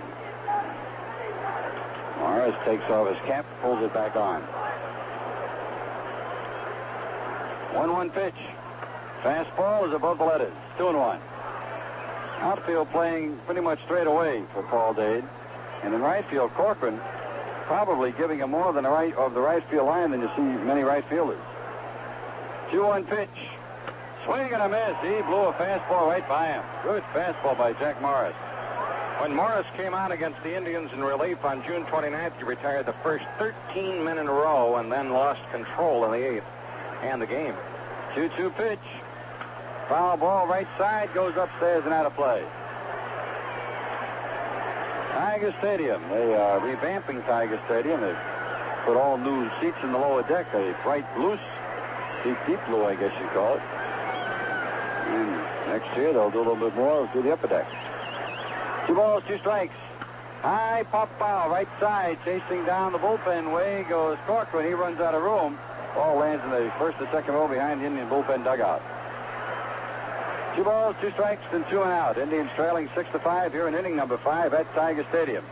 After the ball game, the Indians will journey to the city airport, fly right-hand lines to Cleveland, arrive about 2.5 hours after the game ends, according to our traveling secretary, Mike Segui. Mike's going to be our post-game guest and we get to that part of the show, he ought to have a more exact time. Foul ball back on the screen. 2 balls, 2 strikes. Ken Kaiser, the umpire back at the plate, gets that ball back from the usher. Umpire at first is Mike Riley. Second base umpire Bill Haller. Third base umpire is Ron Luciano.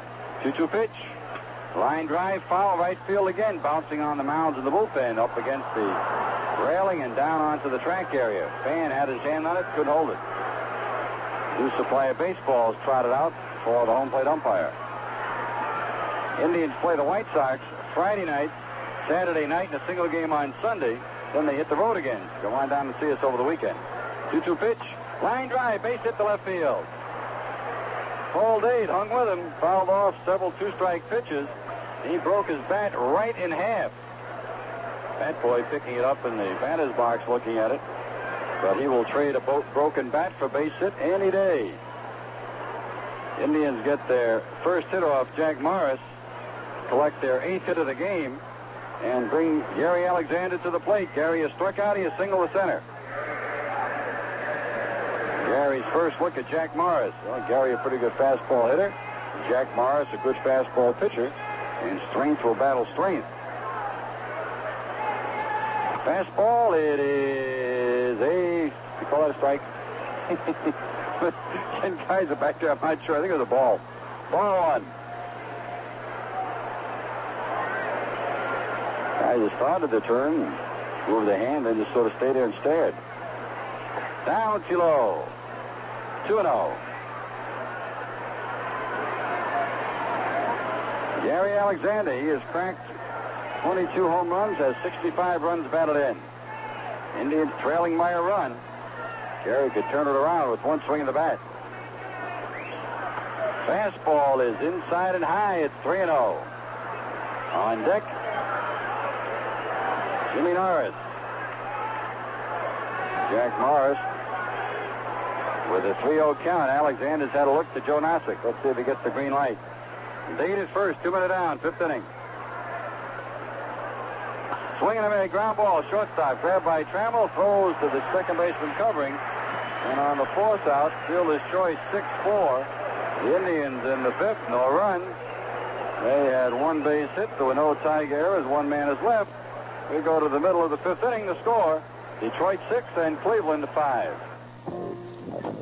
You know, listening to Major League Baseball on 3WJ is a great way to follow the national pastime. But to really appreciate the game and the players' talents, at least once in a while, you should see a game in person. And those of us at 3WJ would like you to see the exciting Cleveland Indians on us during our Tribe Ticket Giveaway. All you have to do is send us your name, address, and phone number. And every Monday, Wednesday, and Friday during the noon news, we'll draw a name to win 2 tickets to an Indians home game of your choice. If your name is drawn, your tickets go into the mail that same day. And we won't stick you out in the left field bleachers, but in box seats, so you'll be right next to the action. To enter, send your name, address, and phone number on a postcard or letter to Tribe Tickets, 3WJ, P.O. Box 373, Johnstown, Ohio, 43031. Again, that's Tribe Tickets, P.O. Box 373, Johnstown, Ohio, 43031. To win 2 box seat tickets to a Cleveland Indians baseball game of your choice. Entries are limited to 1 per week, so enter today and let 3WJ take you out to the ball game.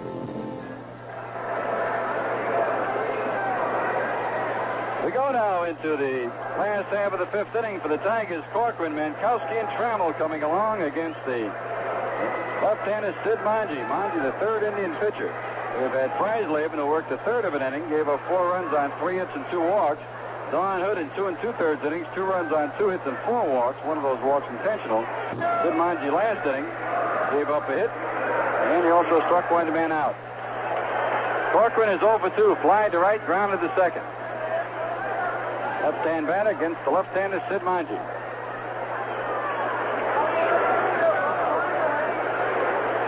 Wind up by the Indian lefty.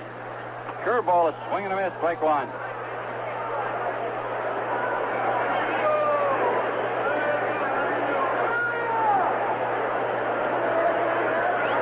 Monge pulls on the bill of his cap.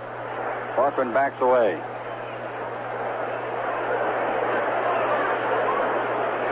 Julio Rodriguez has come on deck, and he'll be batting for Mankowski. Fastball is too low, 2-0. 1-1, I should say. Rodriguez will stay in the game and play at third base. Minkowski had walked twice. Third ball missed outside, 2-1.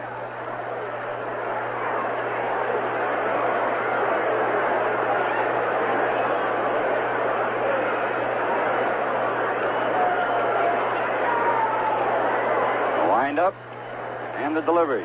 Curveball, fly ball down the right field line. Racing over Jim Norris. It is curving, a foul ball. Lands a couple of feet outside the line. They did not have Corcoran played the full. And he hit it down the right field line. Jimmy Norris ran a long way, and fortunately the ball went foul. 2 balls, 2 strikes. We are in the 5th here in Tiger Stadium. We have had 9, 10, 11 runs scored. Indians scored 2 in the first. The Tigers got 4. Indians got a run in the second. So did the Tigers. Indians picked up 2 in the third to tie it, and then the Tigers got another run to go ahead. That's where we stand, 6-5.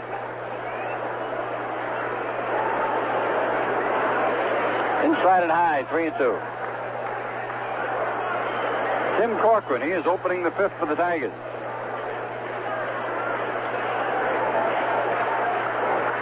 Three-two pitch.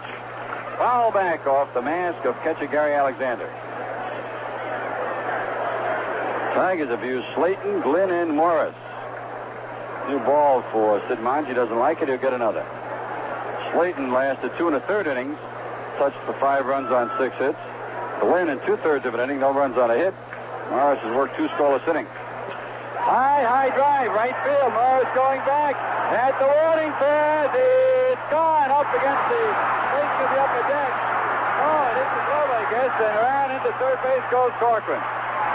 Well, I'm going to tell you, I thought that ball nicked the upper deck coming down, but apparently it didn't.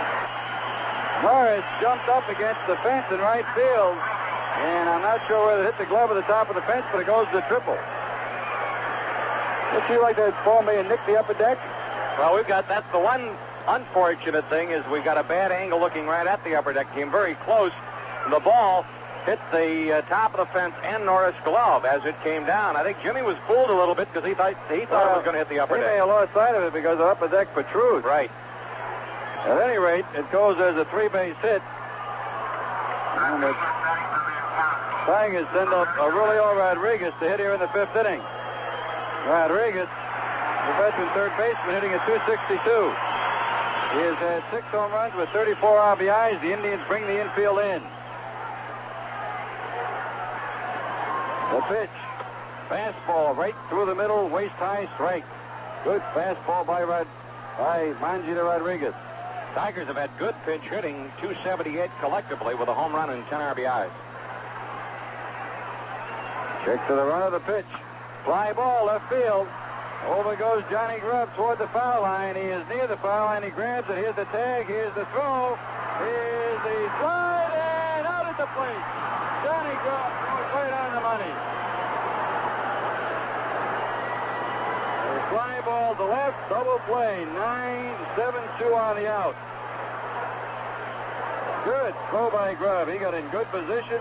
One bounce into Alexander, and they nail him. 2 men out in the 5th.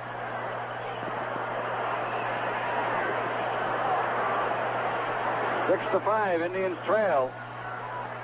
Good play by John Grubb. Al Trammell stands in. Shortstop swings and misses a fastball to strike. Trammell 0 for 2 in the game.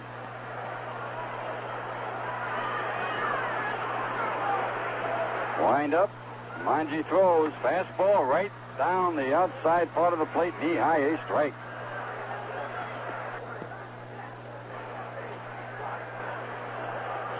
Two strikes. Curveball, fly ball right field. Jimmy Norris should have no trouble with this one. Couple of steps to his left, picks it off. 5th inning, no runs for the Tigers. They came close. 1 hit, no errors, none on. And at the end of 5 here in Tiger Stadium, it's the Tigers 6, the Indians 5.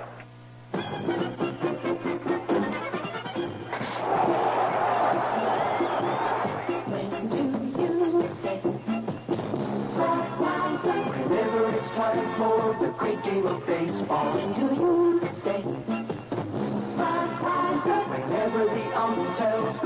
just to play ball. After a double play, a pinch hit that saves the game. Anytime's the right time to say it. When do you say Budweiser? That's the beer for any time at home.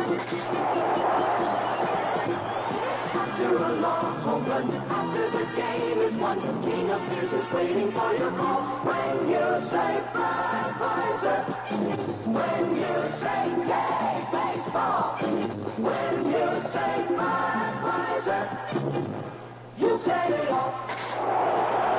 You say it all. Anheuser-Busch, St. Louis.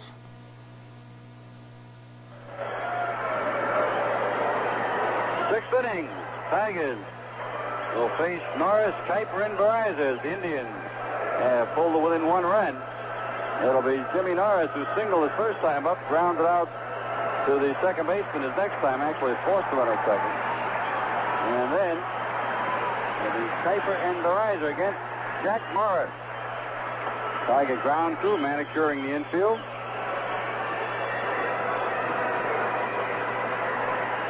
Julio Rodriguez, who pinch hit, stays in the game. He is at third base.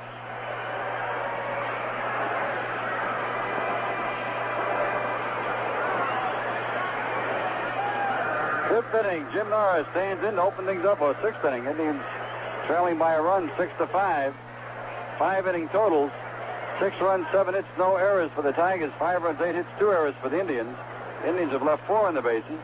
Tigers have left 6. Foul ball back to the left. That'll play upstairs.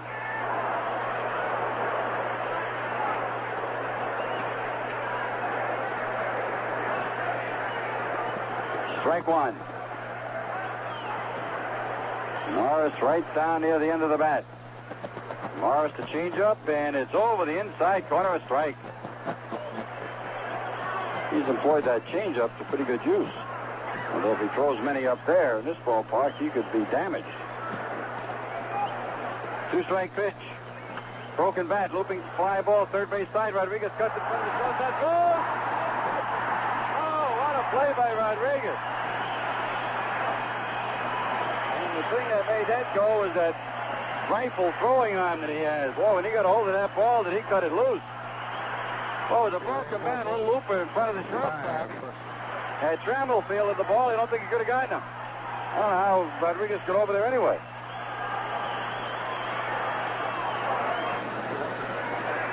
One man out, Dwayne Kuiper has tripled and grounded out to the shortstop. Kuiper drove in a run, his 34th of the year. Fastball is inside corner, strike. Kuiper tripled in the second inning with a man out and a man on. He chased Norris all the way around the bases. Curveball is outside, a ball and a strike. One man out, sixth inning. The Indians trail the White Sox, or the Tigers 6-5. They'll be playing the White Sox tomorrow night at the stadium. 7:35 game time. Line drive, left right field, base hit. Over to cut the ball off is Corcoran. And he makes a good play, cutting it off, saving it from going through. Well, Kuiper rattling that baseball. He is 2 for 3. That should have his batting average up to about 288.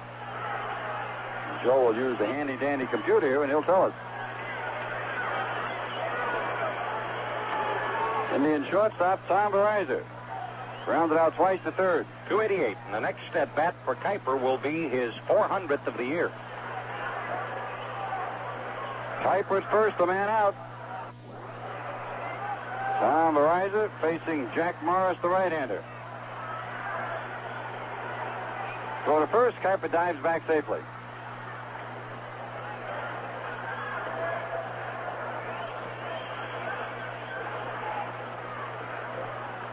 Check on the runner. There he goes, pitches foul back. Goes upstairs against the roof and bounces down to the lower deck.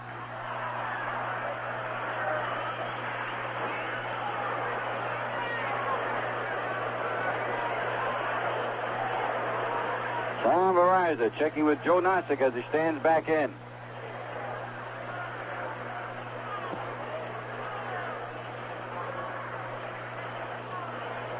Go to first, a dive, and back safely.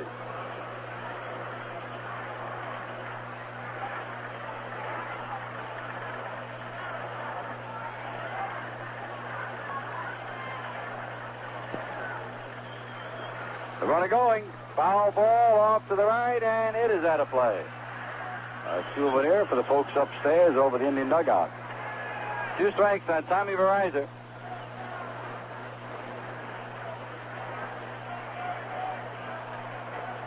Jack Morris changes baseballs.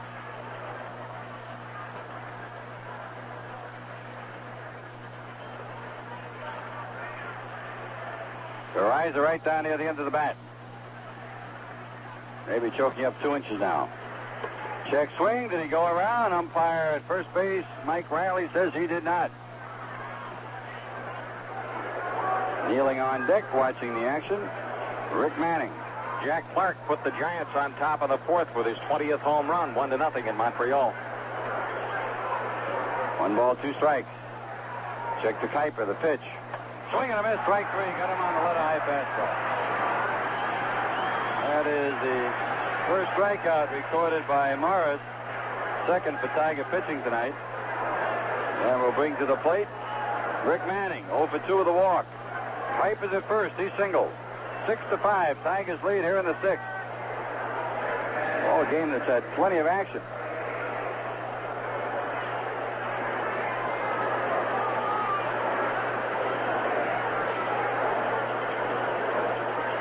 Throw to first base, a dive back safely.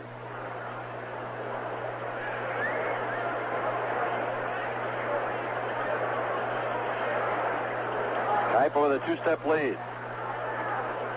Fastball that is down too low, ball 1. Rick came into the game with a batting average 262. He's down right around the 259, 260 mark now. Ball 1 pitch, a changeup, and he gets it over at the knees. 1 ball, 1 strike. Chicago leading Texas 4-0. Texas batting in the 5th. White Sox will be at the stadium tomorrow night. Again on Saturday night, single game on Sunday. Ball 1 on the strike. Ground ball, foul, goes shooting into the stands to the left of home plate. That ball was a shot. Took 1 skip and right up into the seats. And a broken bat. Manning will get a new one. 1 ball, 2 strikes.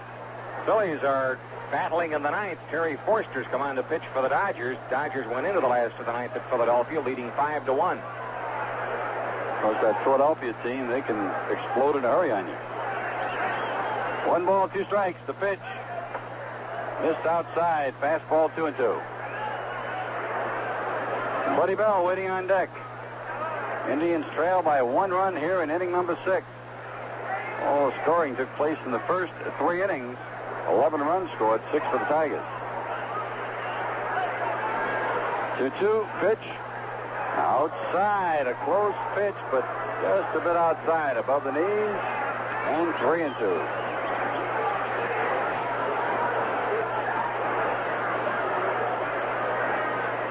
Wayne Kuiper will be going with the pitch, and the first baseman, Jason Thompson, going to play behind him. Swing and a miss, strike 3. Got him on his changeup.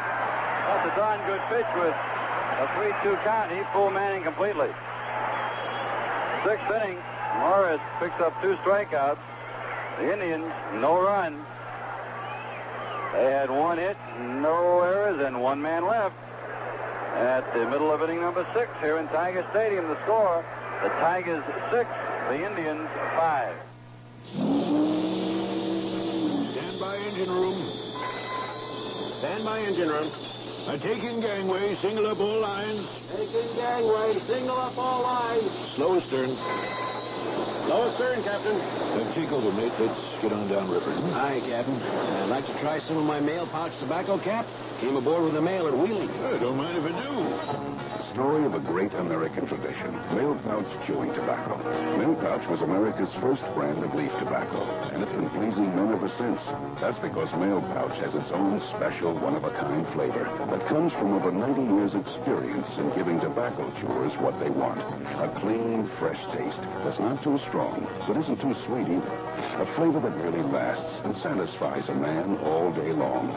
So if you haven't tried Mail Pouch lately, chew a few packs and taste the Mail Pouch difference. You'll see why it's become a tradition to chew Mail Pouch and treat yourself to the best.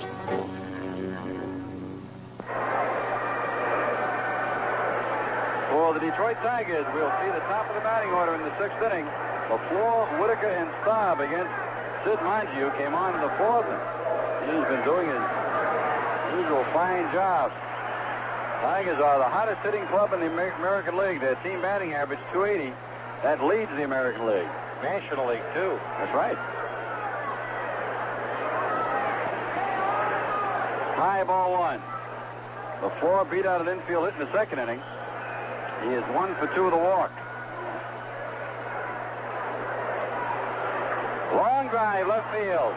Grubb starts in, now back a few steps. He's there, he has it. 1 man down, 6th inning, and the batter, Lou Whitaker. He has singled, he has walked, and he has grounded into a double play. On a 3-1 pitch in the 3rd inning, with the bases loaded, a man out, he had a ground ball to Kuiper. Kuiper came on and grabbed it. Made a quick tag of the runner LaFleur, nailed him at first. That was a very, very big play. Well, that combination, you'd better be quick. Yes, sir. Sidearm fastball is over but low, ball 1. Whitaker batting .297 when we started. He's right near that 300 mark now. We'll do a station break here as soon as we find out what happens to Lou Whitaker. Foul ball off to the left. Let's get the station break in now. Before us for station identification, this is the Cleveland Indians Baseball Network. This is 3WJ, Central Ohio's home of the Cleveland Cavaliers, Browns, and Indians. WWJ, Johnstown.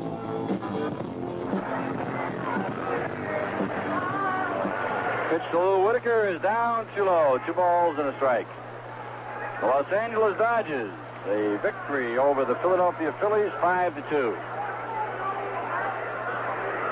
Curve is outside, so the Dodgers gained some ground on Cincinnati. Let's see what happens with the Giants.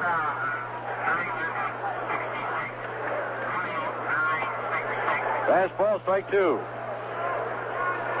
18,966 here tonight. Tigers up over the 1,300,000 mark. Ground ball back through the middle and into center field, a base hit. Speedy Lou Whitaker has himself a single, his 2nd of the game. And it will bring up Rusty Staub. A man out, a man on in the 6th inning. Tigers lead 6-5. It'll be Rusty Staub who's had a base hit. A sacrifice fly driving in a run and a fly ball deep to center, so he's 1 for 2 in the game. 98 runs batted in. Batting average came in at 301, so he's around 303 right now. Curveball slips over the outside corner, knee high, a strike. Good pitch. Good hard overhand curve. Jason Thompson on deck. Whitaker at first. Tigers not a running team with the exception of LaFleur. Line drive, it is a foul ball just outside the line. Right field side, went over the head of Andre Thornton, was hooking, and it landed about 2 feet foul on the grass behind first. 2 strikes on Rusty Staub. Tigers with 76 stolen bases on the year, and Ron LaFleur has 55 of them. Lou Whitaker on his first has a total of 7. Whitaker may have hurt himself. No, he's just fixing his pant leg. Whitaker all the way down around second base, adjusting his pants. Andre Thornton's kidding him there at first base. He's smiling. 2-strike pitch. High, almost gets by Alexander. 1 ball, 2 strikes.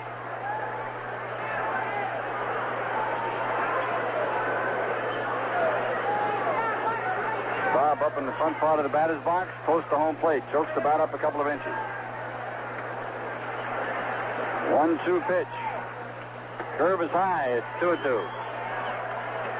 1 man out, 6th inning. Tigers lead 6-5. They have a runner at first. Ball 2, strike 2. Curve, a swing and a miss. Strike 3. Oh, did he break off a dandy curveball? Good, hard curve that broke almost straight down over the outside corner.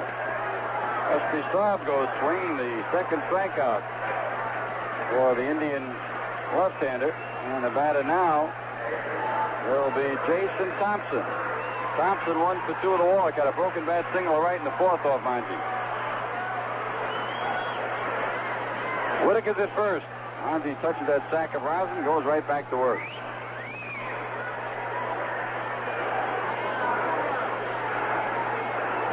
Good lead by Whitaker. Fastball is up high, a ball.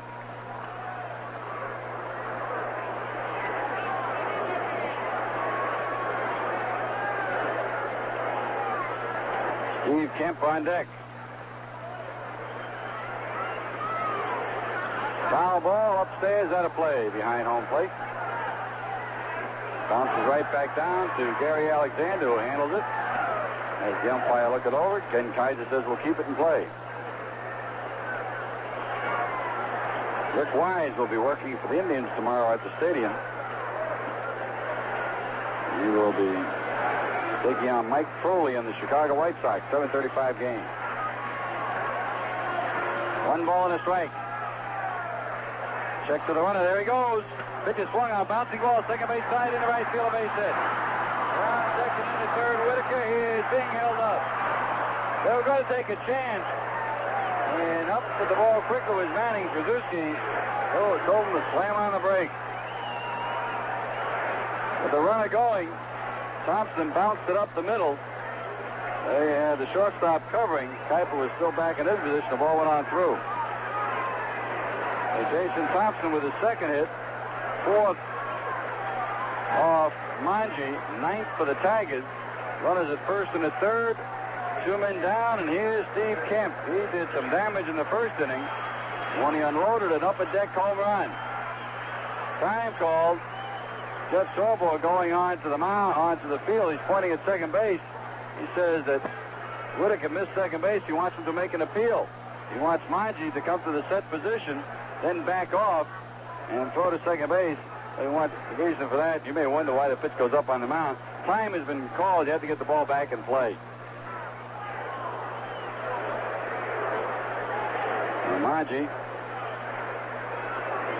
he'll take the set position. Now he'll back off and throw to second base. And umpire Hallis is safe. I often wonder why they go all the trouble of that. I know it's a technicality. Why they just can't look back and say, if we throw back here, he's going to be out of safe. He says he's going to be safe. Why throw? How dramatic, though, when once in a blue moon the guy is out. Standing in, Steve Kemp. The pitch. Line drive, left center field. That's trouble. Manning racing over. Can't get to it. Bouncing against the screen. 1 run in. Jason Thompson rounding third. He'll score, and the Tigers lead 8-5. And Steve Kemp has batted in 6 runs tonight with a grand slam home run and a double. And for Kemp, his second hit of the game is 6th RBI, and he has not looked like he's had any trouble with left-handed pitching this year. He drilled that ball up the alley in left center field, bounced one hop up against the fence about 400 feet away. Dan Spillner throwing in the Indians bullpen. Well, the Tigers, they are a hot-hitting team. We told you they lead both leagues in hitting. Kemp has now driven in 11 runs against Cleveland this year. He has 66 on the year. Make that 12 against Cleveland this year. He had 1 last night. The batter, Milt May, he has walked, homered, and called out a strike.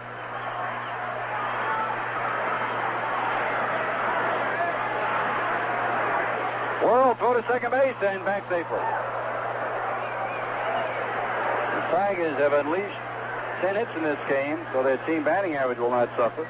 It's 280, best in the major leagues. Indian team batting average of 266. May, left-hand batter. Manji checks on Kemp at second. Fastball hits the bat and goes back on the screen. He was checking his swing, spinning out of the way of a letter-high fastball, and hit the bat. 2 runs scored. First 2 off Sid Monge in the game.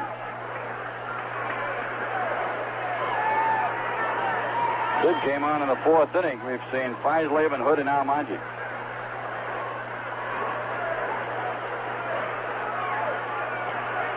One strike pitch.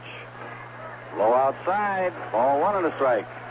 Should the Tigers maintain the lead, Herb, this man here would have the game-winning hit. It was Milt May's home run off Don Hood in the 3rd that put him on top 6-5. 1 ball and a strike.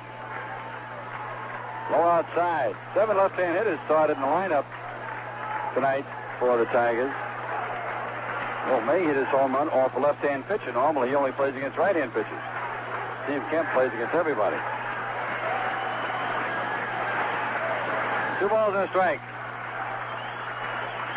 Foul ball back up on the screen behind home plate. 2 balls, 2 strikes, and 2 men out. Runner at second is Steve Kemp.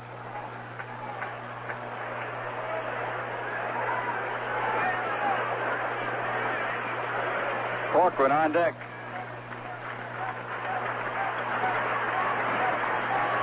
May holds those hands high above his head. 2-2 pitch. Inside, down he goes. He looked like one of those limbo dancers. He bent at the knees and got overbalanced and fell down. Good thing he did, or he'd be wearing that baseball somewhere. 3-2. He may not have to shave tomorrow. 3 balls, 2 strikes.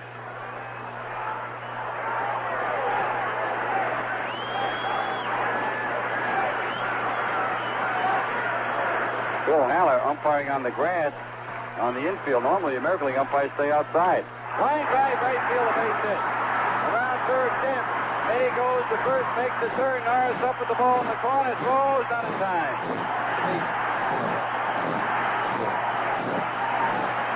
Bill May gets his second hit and the second RBI. And Porcello not hit his left-handed pitching. He's done pretty well here. And Jeff Snowboy getting to the mound. Tigers 9-5. He hit a curveball, and it was not a bad curveball. They are so often tempted to say, well, he made a bad pitch on the curveball. The curveball was a pretty good one. On the knees.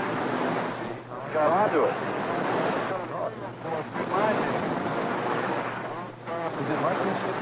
Dan Spillner. He has worked 2 2/3 innings. 3 runs on 6 hits. He didn't walk anybody. He struck out 2. And Dan Spillner comes on. We'll be back to tell you about Dan after we have this timeout. This is Dave Smith from Dave Smith Ford. We're over here in Pataskala, which is halfway between Columbus and Newark, on Route 16. And we will save you money on a new Ford, or as you've heard me say many times, I'll buy you 2 steak dinners. Now, right now, we're having our clearance sale, summer, whatever you want to call it, into the 78s, get ready for the 79s. So come on over. We will save you money on a new car. We need used cars. We want a good selection. So come on over and see us, and do your best. We will, too.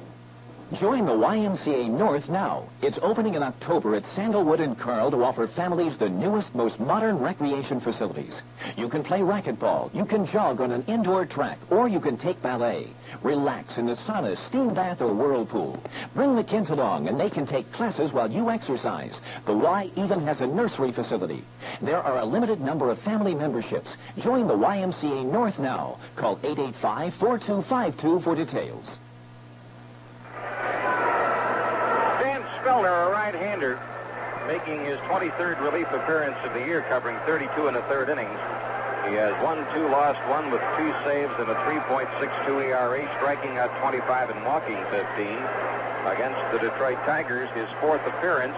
He's worked 4 1/3 innings thus far against the Tigers. Has struck out 6, walked 1, no won or loss record, and no ERA as yet against the Tigers. Herb? They'll be facing Tim Corcoran here in the 6th inning as the Tigers have erupted for 3 runs here in inning number 6, and they have pushed their lead to 9-5 over the Indians. There you go. A couple of notes delivered to us. And the Indian fans over here watching the Indians tonight. Right now, they need some of their fans to cheer for them. Let's see. We have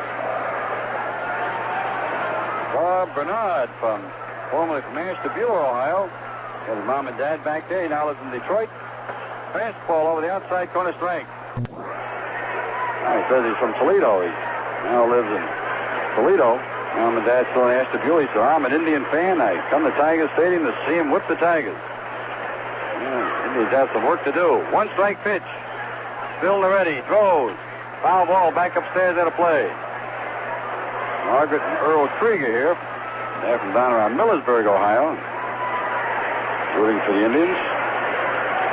They come to the stadium all the time. See those folks there a lot. 2 strikes. Spillner with the runner at second. Indians trailing 9-5 here in the 6th. The pitch. Foul ball back to the screen. John Dunham here tonight. He's a Indian fan. Recently moved from Grafton, Ohio. They'll be watching tonight's game. Grandparents back in Grafton, Mr. and Mrs. Otto Thomas of Grafton, Ohio. All Indian fans. 2-strike pitch is high and outside. The Indians and the Tigers will battle 2 more series this year. The Tigers will be in the stadium for a weekend, and the Tigers and the Indians come back here to Tiger Stadium for a weekend. In fact, the Tigers come back here before they see them at Cleveland. The Indians come back here first. 1-2 pitch. Another foul ball. This one way up in the air right side. That's going to land up on the roof boxes. Bounces into the upper deck. 1 ball, 2 strikes. Dan Spillner, 4th pitcher of the night for the Indians. Reisleben, Hood, Manji, and Spillner. And thus far, nobody has escaped unscathed other than Spillner. Rodriguez is on deck. Dan checks the runner, throws. Down low with a slider, 2-2.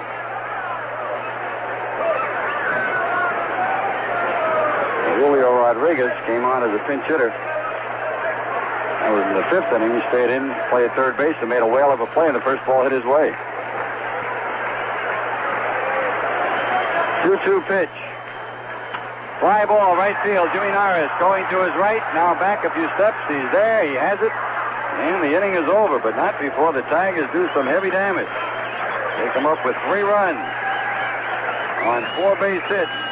No Indian errors. A man is left. At the end of 6 here in Tiger Stadium, the score: Detroit 9 and Cleveland 5. The Chicago White Sox, led by manager Larry Doby, outfielders Chet Lemon and Claudell Washington, will battle the Tribe next weekend, August 18th, 19th, and 20th, in a big 3-game series. The Indians and White Sox tangle at 7:35 p.m. Friday.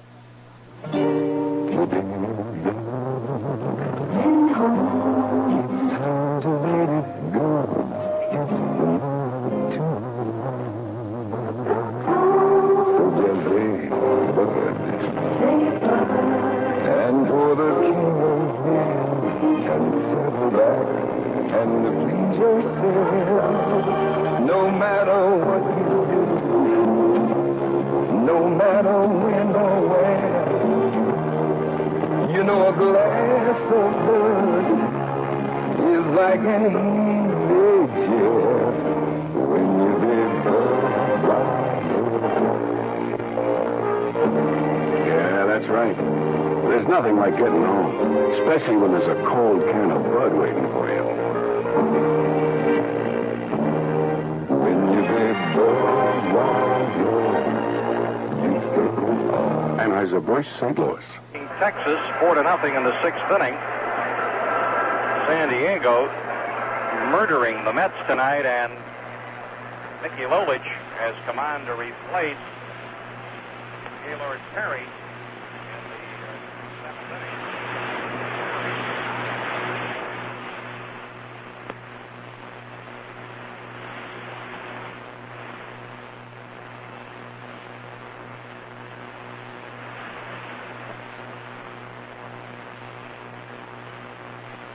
To left, tripled to third in the 3rd inning, leading off. short on Grubb's grounder and then lined to the left fielder in the fourth. Wind up, pitch to Bell. Low and inside, ball one. Jim Kern throwing now in the bullpen for the Indians. Thompson at first, Whitaker at second, Trammell at short, Rodriguez at third. 1-0 pitch to Bell, low, ball two. Kemp in left, LaFleur in center, Corcoran in right, May catching. Jack Morris on the mound, the third Tiger pitcher of the night. We've seen 4 for the Indians thus far. Here comes the 2-0 pitch. That is a ball, low and inside. Now 3-1 the count.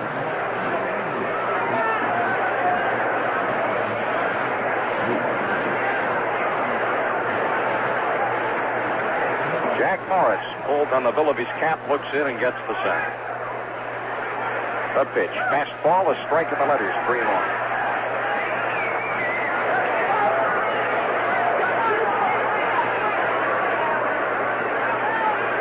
And Bell throws, or Norris throws low to Bell, ball 4. But he walks. Second walk by Morris to go with 2 strikeouts, and it brings on Johnny Grubb. Grubb slapped a single in the first inning and rode home on the blast by Thornton, his 24th. And a ground ball to the third baseman in the third inning plate at Bell, and he grounded the second baseman in the 5th inning. 1 for 3 on the night. Stretch by Morris. Pitch to Grubb. John wraps the ball to the first baseman. Thompson down to second for 1. Back to the pitcher at first base. Safe as Morris couldn't get his foot in the bag. Bell is retired 3-6 on the forced play at second base. But the relay not in time to nail Johnny Grubb. So there's 1 out and 1 on for Andre Thornton. Thornton banged his 24th of the year into the seats and left in the first inning, singled in the third inning, and scored on a single by Alexander. And then he bounced to third base in the 5th inning of play. Sykes and Tobic are in the bullpen for the Detroit Tigers. Stretch by Morris. Pitch to Thornton, and Andy takes a strike. Letter high on the inside corner, strike 1.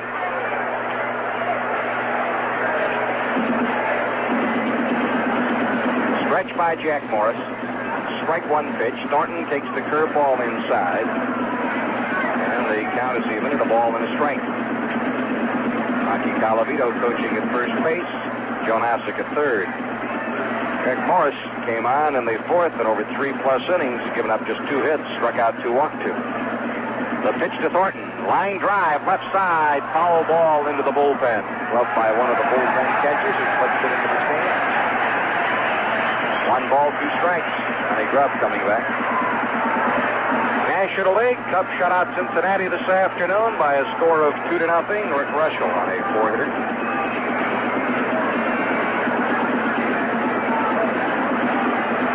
The other scores for you as time permits. Morris looks in, gets the sign from Milt May. The stretch. And the 1-2 pitch to Thornton. Foul ball back upstairs. 1-2.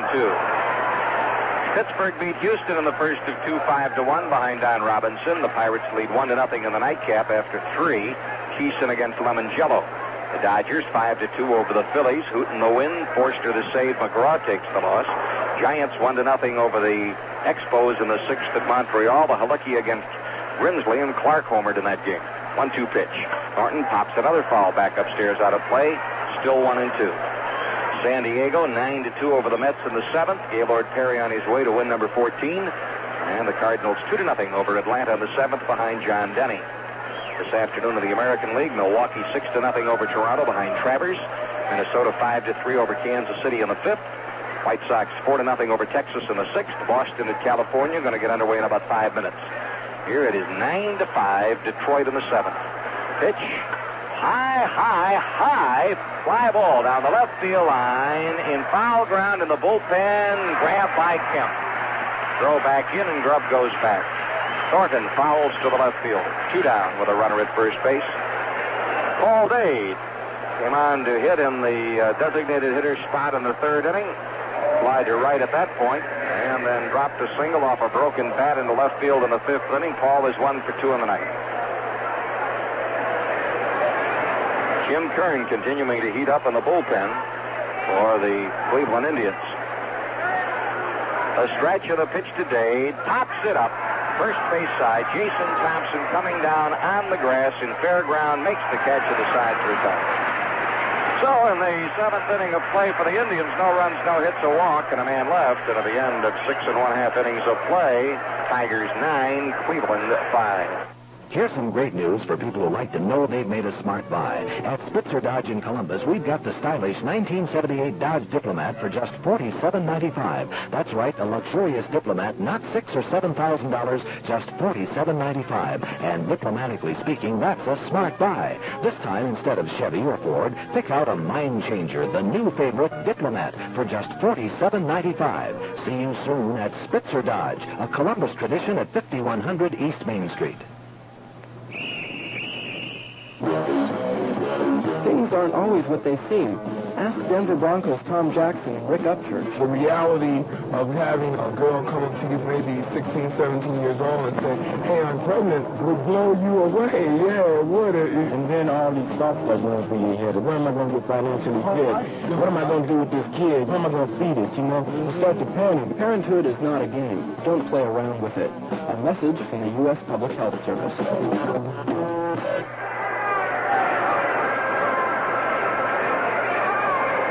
Defensively behind Dan Spillner in the 7th inning, Andre Thornton at first, Wayne Kuiper at second, Tom Verizor at short, Buddy Bell at third.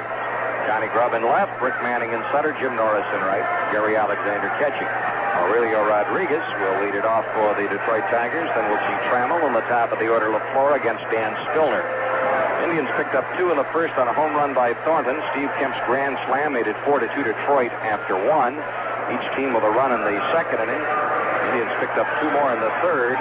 Tigers got the go-ahead again in the 3rd on a leadoff home run by May and added 3 more in the 6th inning off Sid Manji. Spillner looks in, gets the sign. Here's the windup on the first pitch to Aurelio Rodriguez. He takes the fastball for a strike 1. Rodriguez has batted 1 time, hit a fly ball to left, and after the catch, Johnny Grubb threw a strike to home plate to Neil Corcoran, who was trying to score. High foul fly, right side, and strike 2. All into the seats right next to the Indians' bullpen dugout. 2 strikes. Detroit 9 runs, 11 hits, no errors. The Indians 5 runs, 9 hits, 2 errors. Lined up by Spillner, 2-strike pitch to Rodriguez. Fastball inside, 1-2. Ken Kaiser calling the balls and strikes tonight. Mike Riley at first base, Bill Haller at second, Ron Luciano at third. Chop foul off the bat of Rodriguez. Back behind home plate, the count 1-2. Alan Trammell, the shortstop on deck. 18,966 here tonight at Tiger Stadium. High fly ball down the right field line off the bat of Rodriguez into foul ground. Jimmy Norris makes the catch in the bullpen. 1 out. Alan Trammell, the Tigers shortstop, has lined to third, been safe on a fielder's choice, upon which Hood picked up the ball and threw it into center field for an error. And then slide to right field in the 5th inning. Wind up and the first pitch to Trammell. He takes the fastball, low, ball 1. Dick Trzaskowski coaching the third for the Tigers. Freddie Hatfield at first. The 1-0 pitch to Trammell. That is a strike to even the count at 1-1.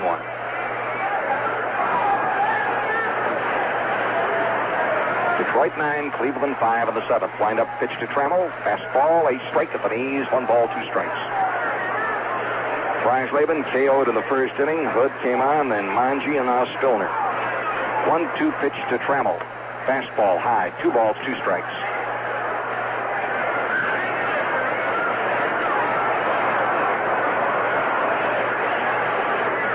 Foul ball back. This one's going to make the chairs, and does. 2 balls, 2 strikes. Steve Kemp has driven in 6 runs in tonight's game. That's his career high in the major leagues for 1 game. Grand slam homer in the 1st and a 2-run double in the 6th. Spillner looks in, gets the sign, nods. Here comes the 2-2 pitch to Trammell. Line drive, left field base hit.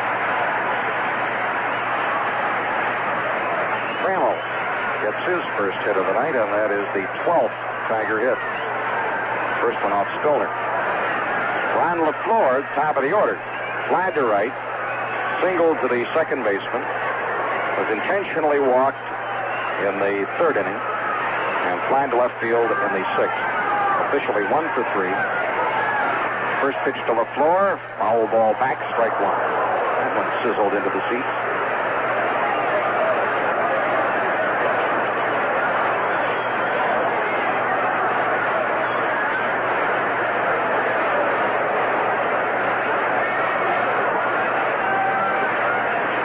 Strike one pitch, foul ball. That's going to the roof on the right side.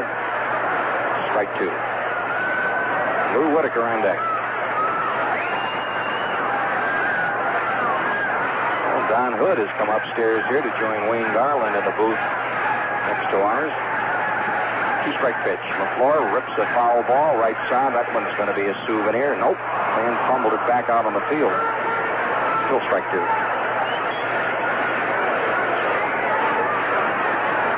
Ron LaFleur. Ready? Goes Spillner. He nods. One out, one on. Stretch. Two-strike pitch to LaFleur. Fouls it down the first base side. Thornton digging back. This one, though, is too far. Bounces away. And the count is still strike two.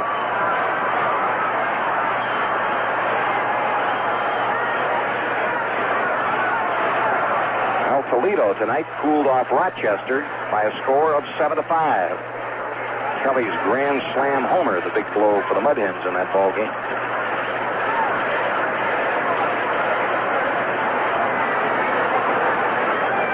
Spillner looking in for the sign.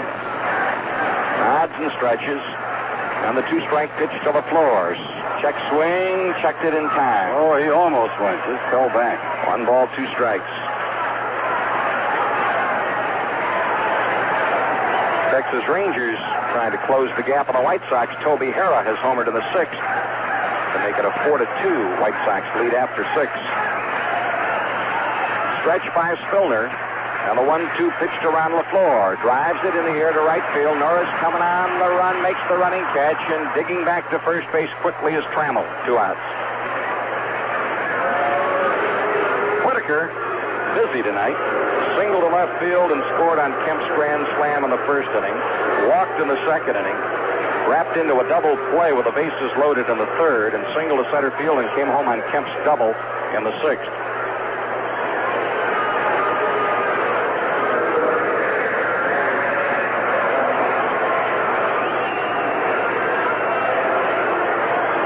Stretch by Spillner. First pitch to Whitaker. Swing and a miss. Strike one.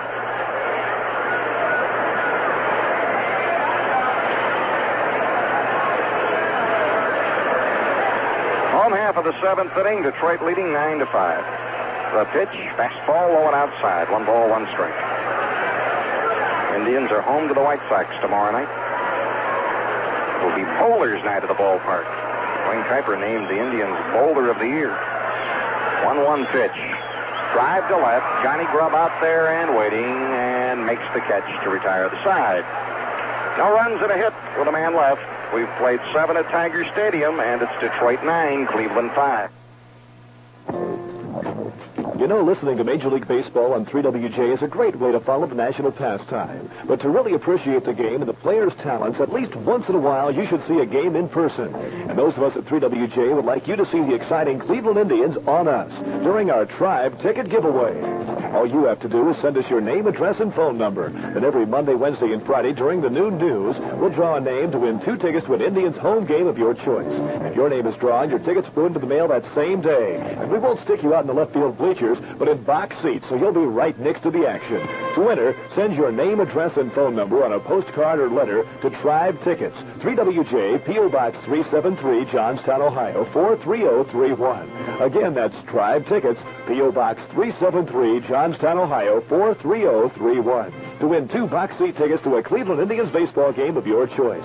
Entries are limited to 1 per week, so enter today and let 3WJ take you out to the ball game. In the 8th inning for the Cleveland Indians, Alexander Norris and Kuiper will test Jack Morris. And the Diego with a 9-2 lead over the Mets in the 8th inning of play. Kansas City trailing Minnesota by a score of 5-3 with the Twins batting in the 6th inning of play. Houston has come up with a couple in the 4th, and the Pirates came right back with 2 of their own. So it's 3-2 Pittsburgh as they go for a sweep tonight over the Houston Astros. Pittsburgh won the first game 5-1 behind Don Robinson.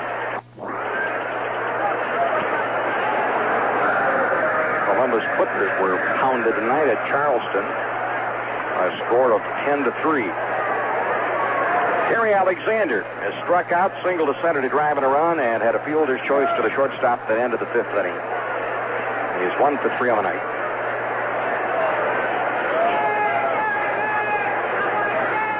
First pitch, swing, and a miss. Strike 1.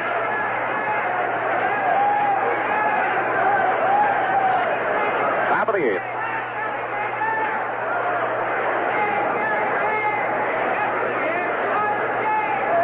Next pitch, slap foul off the facing of the upper deck and ricochets out to the first base umpire, Mike Riley.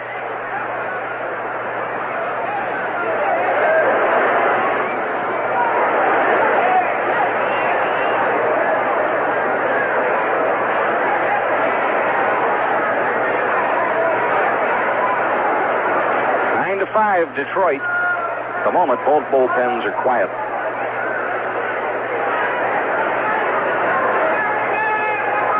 Wind up and the 2-strike pitch. Fastball, high, 1 ball, 2 strikes. Steve Hargan, a former Cleveland Indian, took the loss tonight for the Clippers. He is 8-10 on the year. The pitch. Fastball inside. Count evens, 2 balls, 2 strikes.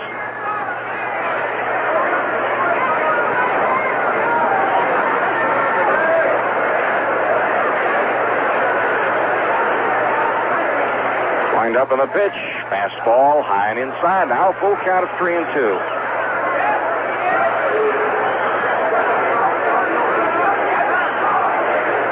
Giants have taken a 3-0 lead over the Expos at the end of 6 innings of play behind Ed Halicki, trying to keep pace with the Dodgers, who have already defeated Philadelphia. Cincinnati a loser to the Cubs today. Well, Jack Morris ready with the 3-2 pitch to Gary Alexander. Here it is, and a bouncing ball up the middle. Whitaker, the second baseman, has it, throws to first. Alexander's out, and it's 1 down in the 8th inning. Jim Norris singled and scored on Kuiper's triple in the 2nd inning, had a fielder's choice to the second baseman at the end of the 3rd. He was just robbed by Aurelio Rodriguez in the 6th inning on a ground ball.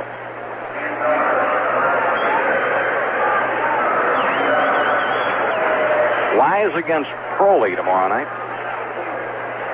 White Sox in town against the Tribe. Pitch, Norris moves to bunt and takes a strike of the knees in the outside corner. Strike 1. Cardinals 4-0 over Atlanta after 7. They could vacate the basement with a win tonight. Shot down the first base line, backhanded by Thompson, runs to the bag and got him. Well, that's one of those nights. 2 outs.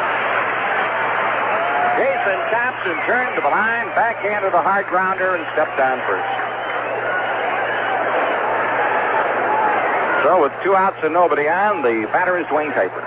Kuiper has tripled a drive and a run in the 2nd, bounced to short in the 4th on a good play by Trammell, and then singled in the 6th. Here's one of the 2 hits off Jack Morris.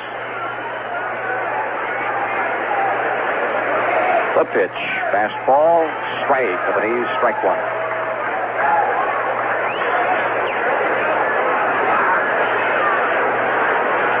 Wind up, and the strike 1 pitch. That is a breaking ball for strike 2. Good curveball. Jack Morris has learned to change speeds. He's got an outstanding fastball, but tonight his changeup and his curveball have been much better than I saw last time. 0-2 pitch. Kuiper takes low and outside, 1-2. The way things are going, Herb, the official score will be faced with exactly what we were talking about before. If I were the official scorer, I'd give it to Morris.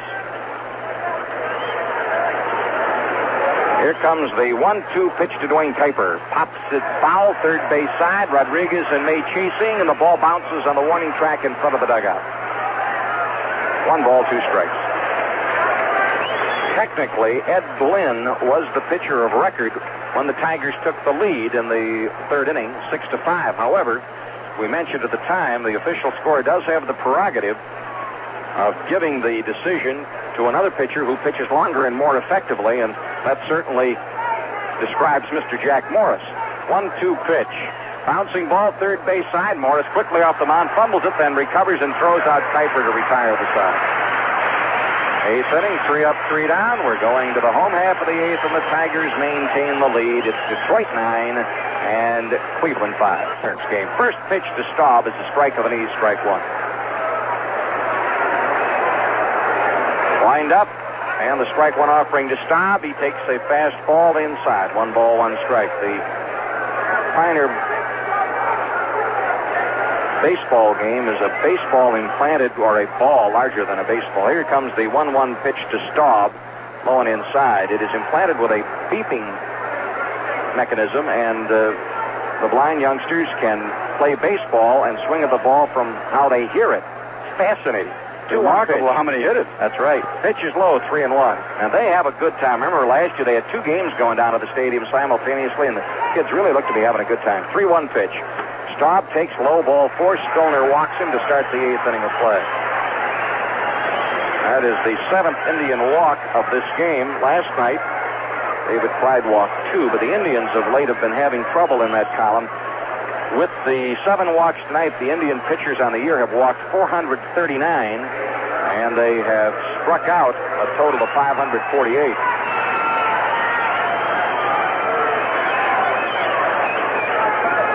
Jason Thompson, a walk, a run scored in the first, bounced to second in the second, singled in the 4th, and again in the 6th. 2 for 3 on the night with 2 runs scored. Pitch to Thompson, the fastball is low, ball 1.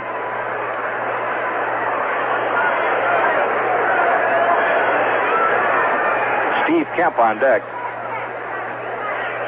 The stretch by Spillner. 1-0 pitch to Thompson. Bounces the ball foul by Freddie Hatfield, the first base coach. And the count is 1-1. Freddie is one of those coaches who avoids foul balls at all costs. Lets them all go by.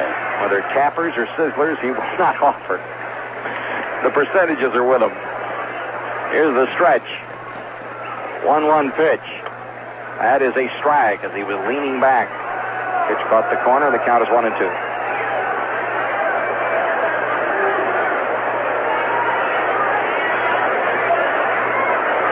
Spillner nods. Here's the stretch. And the 1-2 pitch to Thompson. Swing and a miss. Struck him out. Well, Spillner records his first strikeout on the 3rd by Indian pitching. And the batter is Steve Kemp. All Mr. Kemp has done tonight is go 2 for 4, drive in 6 runs, 1 with a grand slam homer, the other with a double, and he has scored twice.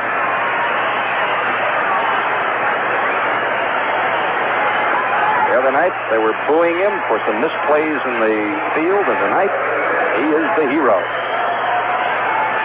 And he has put his batting average up to 287. The pitch to Kemp. Long drive right to the field. Manning going back at the fence. Leads fast. He caught the ball. Straub digging back for first base. He will make it, but what a catch by Manning. That ball was hit over 400 feet. Manning right up against that barrier.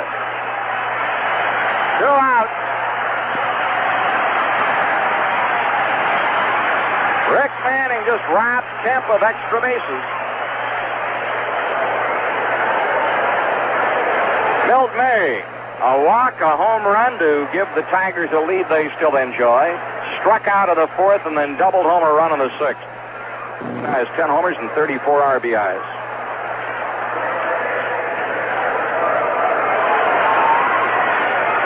Stretch by Spillner. 2 outs in the 8th. The pitch to May, and he takes low, ball 1.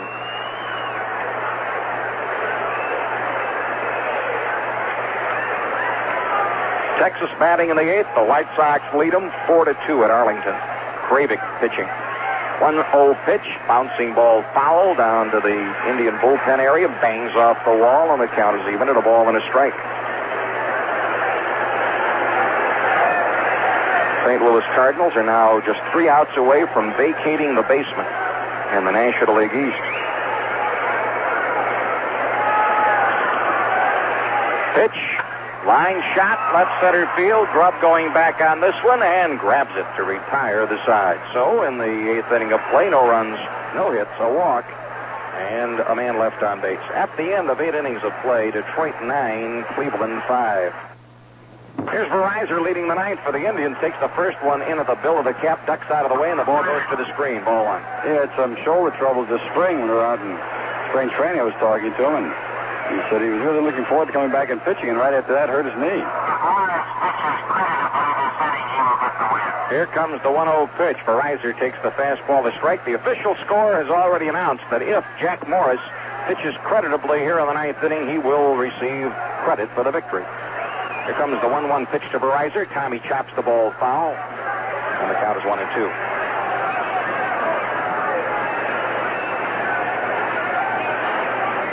Jack Morris has certainly done an outstanding relief job here tonight.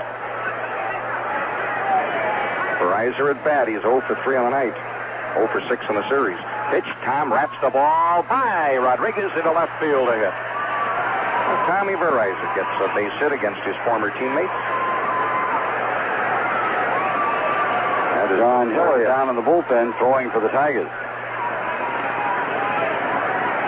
Well, Verizon, with a leadoff single in the 9th, brings on Manning. Manning is flied to center, bounced to short, walked, and struck out. The Indians' 10th hit of the game. Tigers' last inning failed to get a hit. It's the only inning in the game they didn't have at least one base hit. That's 12 of them in the game. Pitch. Manning takes outside. Ball 1. Indians have only failed to leave a base runner in 2 innings in this game. The 1st and the 8th. Stretch. 1-0 pitch. Manning takes the fastball for a strike of the knees. 1 ball, 1 strike.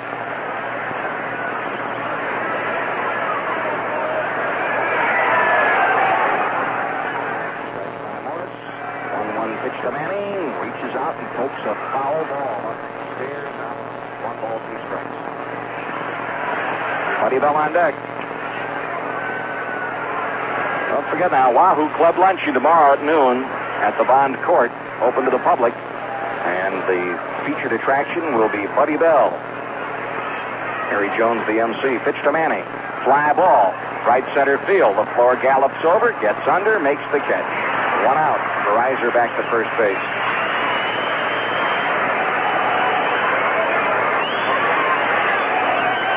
If you'd like some further information, ticket prices and all, why you can call the stadium in the morning, 861-1200, and ask for information about the Wahoo Club luncheon tomorrow at noon. Bond Court Hotel, and plenty of parking around there. It should be a good show. Harry Jones will MC it. Pitch to Bell. Fastball. Strike 1 of the knees. Dwayne Kuiper will be there. I think Buddy's dad will be up. Right. The stretch.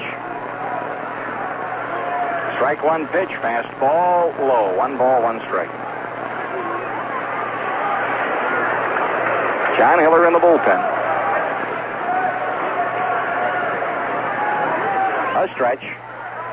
And the 1-1 pitch. Buddy hits it hard down the third base line. Fair ball into the bullpen. Verizon around second, going to third. Fan picks off the ball. It'll be a ground rule double with runners now at second and third. Ball hit right on the foul line. Buddy picking up a double to go with his earlier triple. That's the 4th hit off Morris. And it brings on Johnny Grubb. Grubb singled and scored on Thornton's home run in the 1st inning. Since that time, he has bounced twice to the second baseman. And safe on a fielder's choice. 9-5, Detroit. The Indians are batting in the 9th inning of play.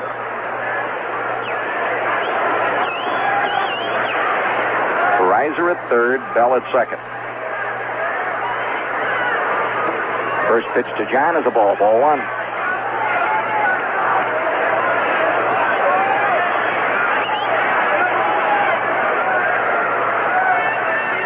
Jack Morris looks in, gets the sign from Milt May. The stretch, checks the runners, and steps back. came on to start the fourth inning and has pitched shutout baseball until this point of the ninth. 1-0 pitch to Grubb. John chops the ball foul down to the first base coach, Rocky Calavito. 1 ball, 1 strike.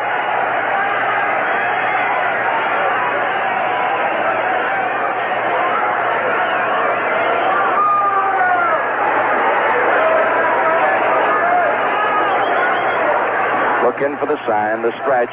Greiser, healthy lead at third. 1-1 pitch. John takes low. Breaking ball. The count is 2-1.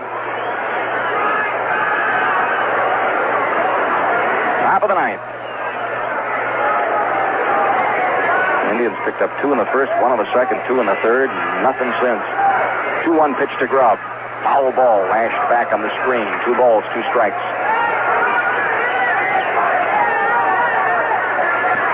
After the 3-game stand with the White Sox this weekend, the Indians will go to Milwaukee for 4 games, starting with a twilight doubleheader Tuesday night, then on into Chicago to play the White Sox and come home for Milwaukee the 29th, 30th, and 31st. A stretch. 2-2 pitch to Johnny Grubb. Foul ball upstairs on the left, still 2-2.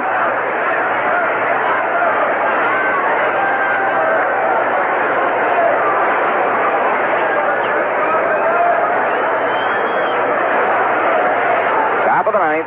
1 out, 2-2 count on Johnny Grubb. Andre Thornton on deck. Stretch by Morris. Greiser coming down the line at third, stops, and Grubb swinging on this, struck him out. Good fastball down around the knees. 2 down. Let's pause for station identification. This is the Cleveland Indians Baseball Network. Andre Thornton had a 2-run homer in the first inning, singled in the third, has bounced to third, foul to left, and takes the fastball, strike 1. Greiser at third, Bell at second, 2 outs in the ninth.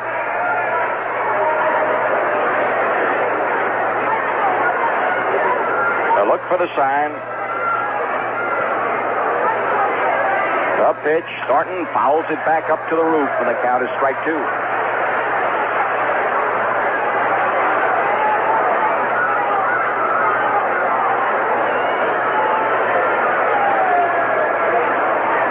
White Sox are leading in the ninth at Texas by a score of 4-2.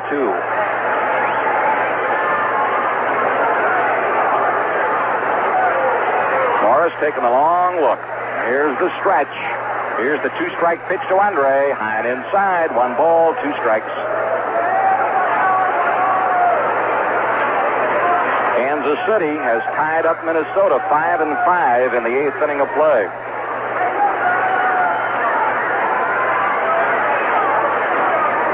The stretch, 1-2 pitch. Thornton takes low. 2-2. Didn't miss by much.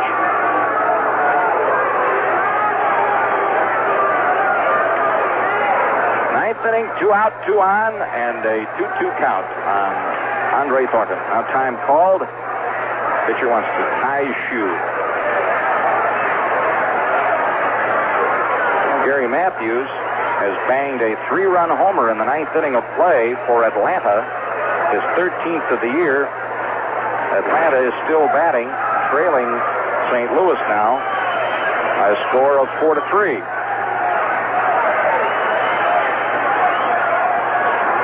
All right, Morris ready.